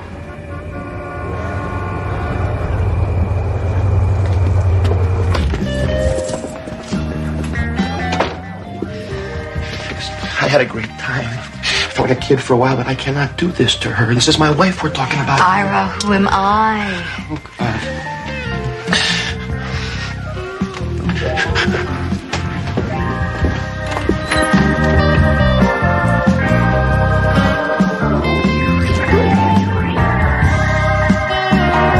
Valerie? Ira. What in the hell is going on here? Ira, wait a minute. It's not what you think. What the hell it isn't? How could you do this to me? Hey, wait a minute. Who's that? Forget about her. Who is that? I want to introduce myself before I kill him. Oh, my God, Ira. It's me. So you've been doing it, too. What do you mean, too? Come on, everybody. Let's not get uptight. You know, you're beginning to sound like something out of a rerun of the Mod Squad. If there was ever a reason to get uptight, my friend, this has got to be it. What is going on here? I don't know, but I guess two can be nostalgic as easily as one. Wait a minute. Wait a minute. This guy is not taking my place. But Ira, what about me? What about us? Forget it. I must have been crazy to even consider it. I want the two of you out of here right now. Why? I haven't wasted my life. I deserve to be here. So does she. Yeah, man, we've got a handle on all this stuff that counts. The dreams, the ideals, the love. What are you talking about? You are 18 years old. You don't know squat about life or love. Real love is commitment.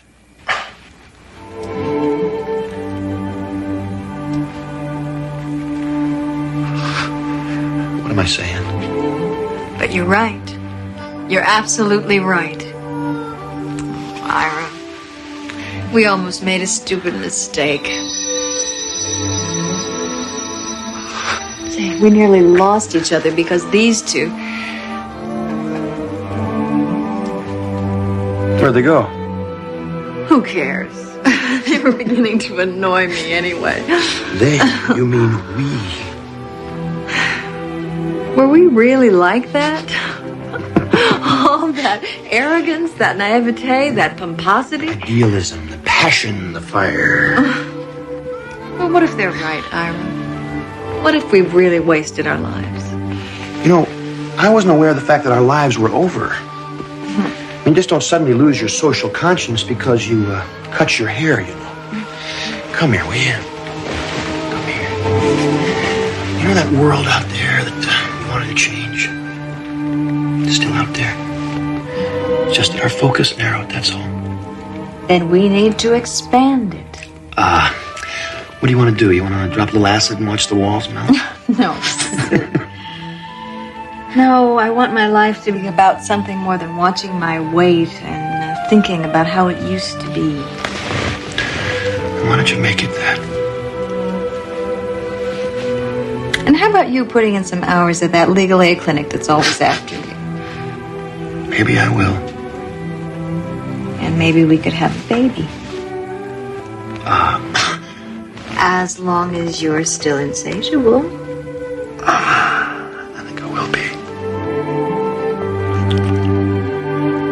It has been said the 80s are just the 60s 20 years later. The costumes may change, but the cast remains. The arrogant, the radical, the naive and the cynical, the misplaced and the spaced. Each a stage in the growth of a generation as it treads the tail end of the 20th century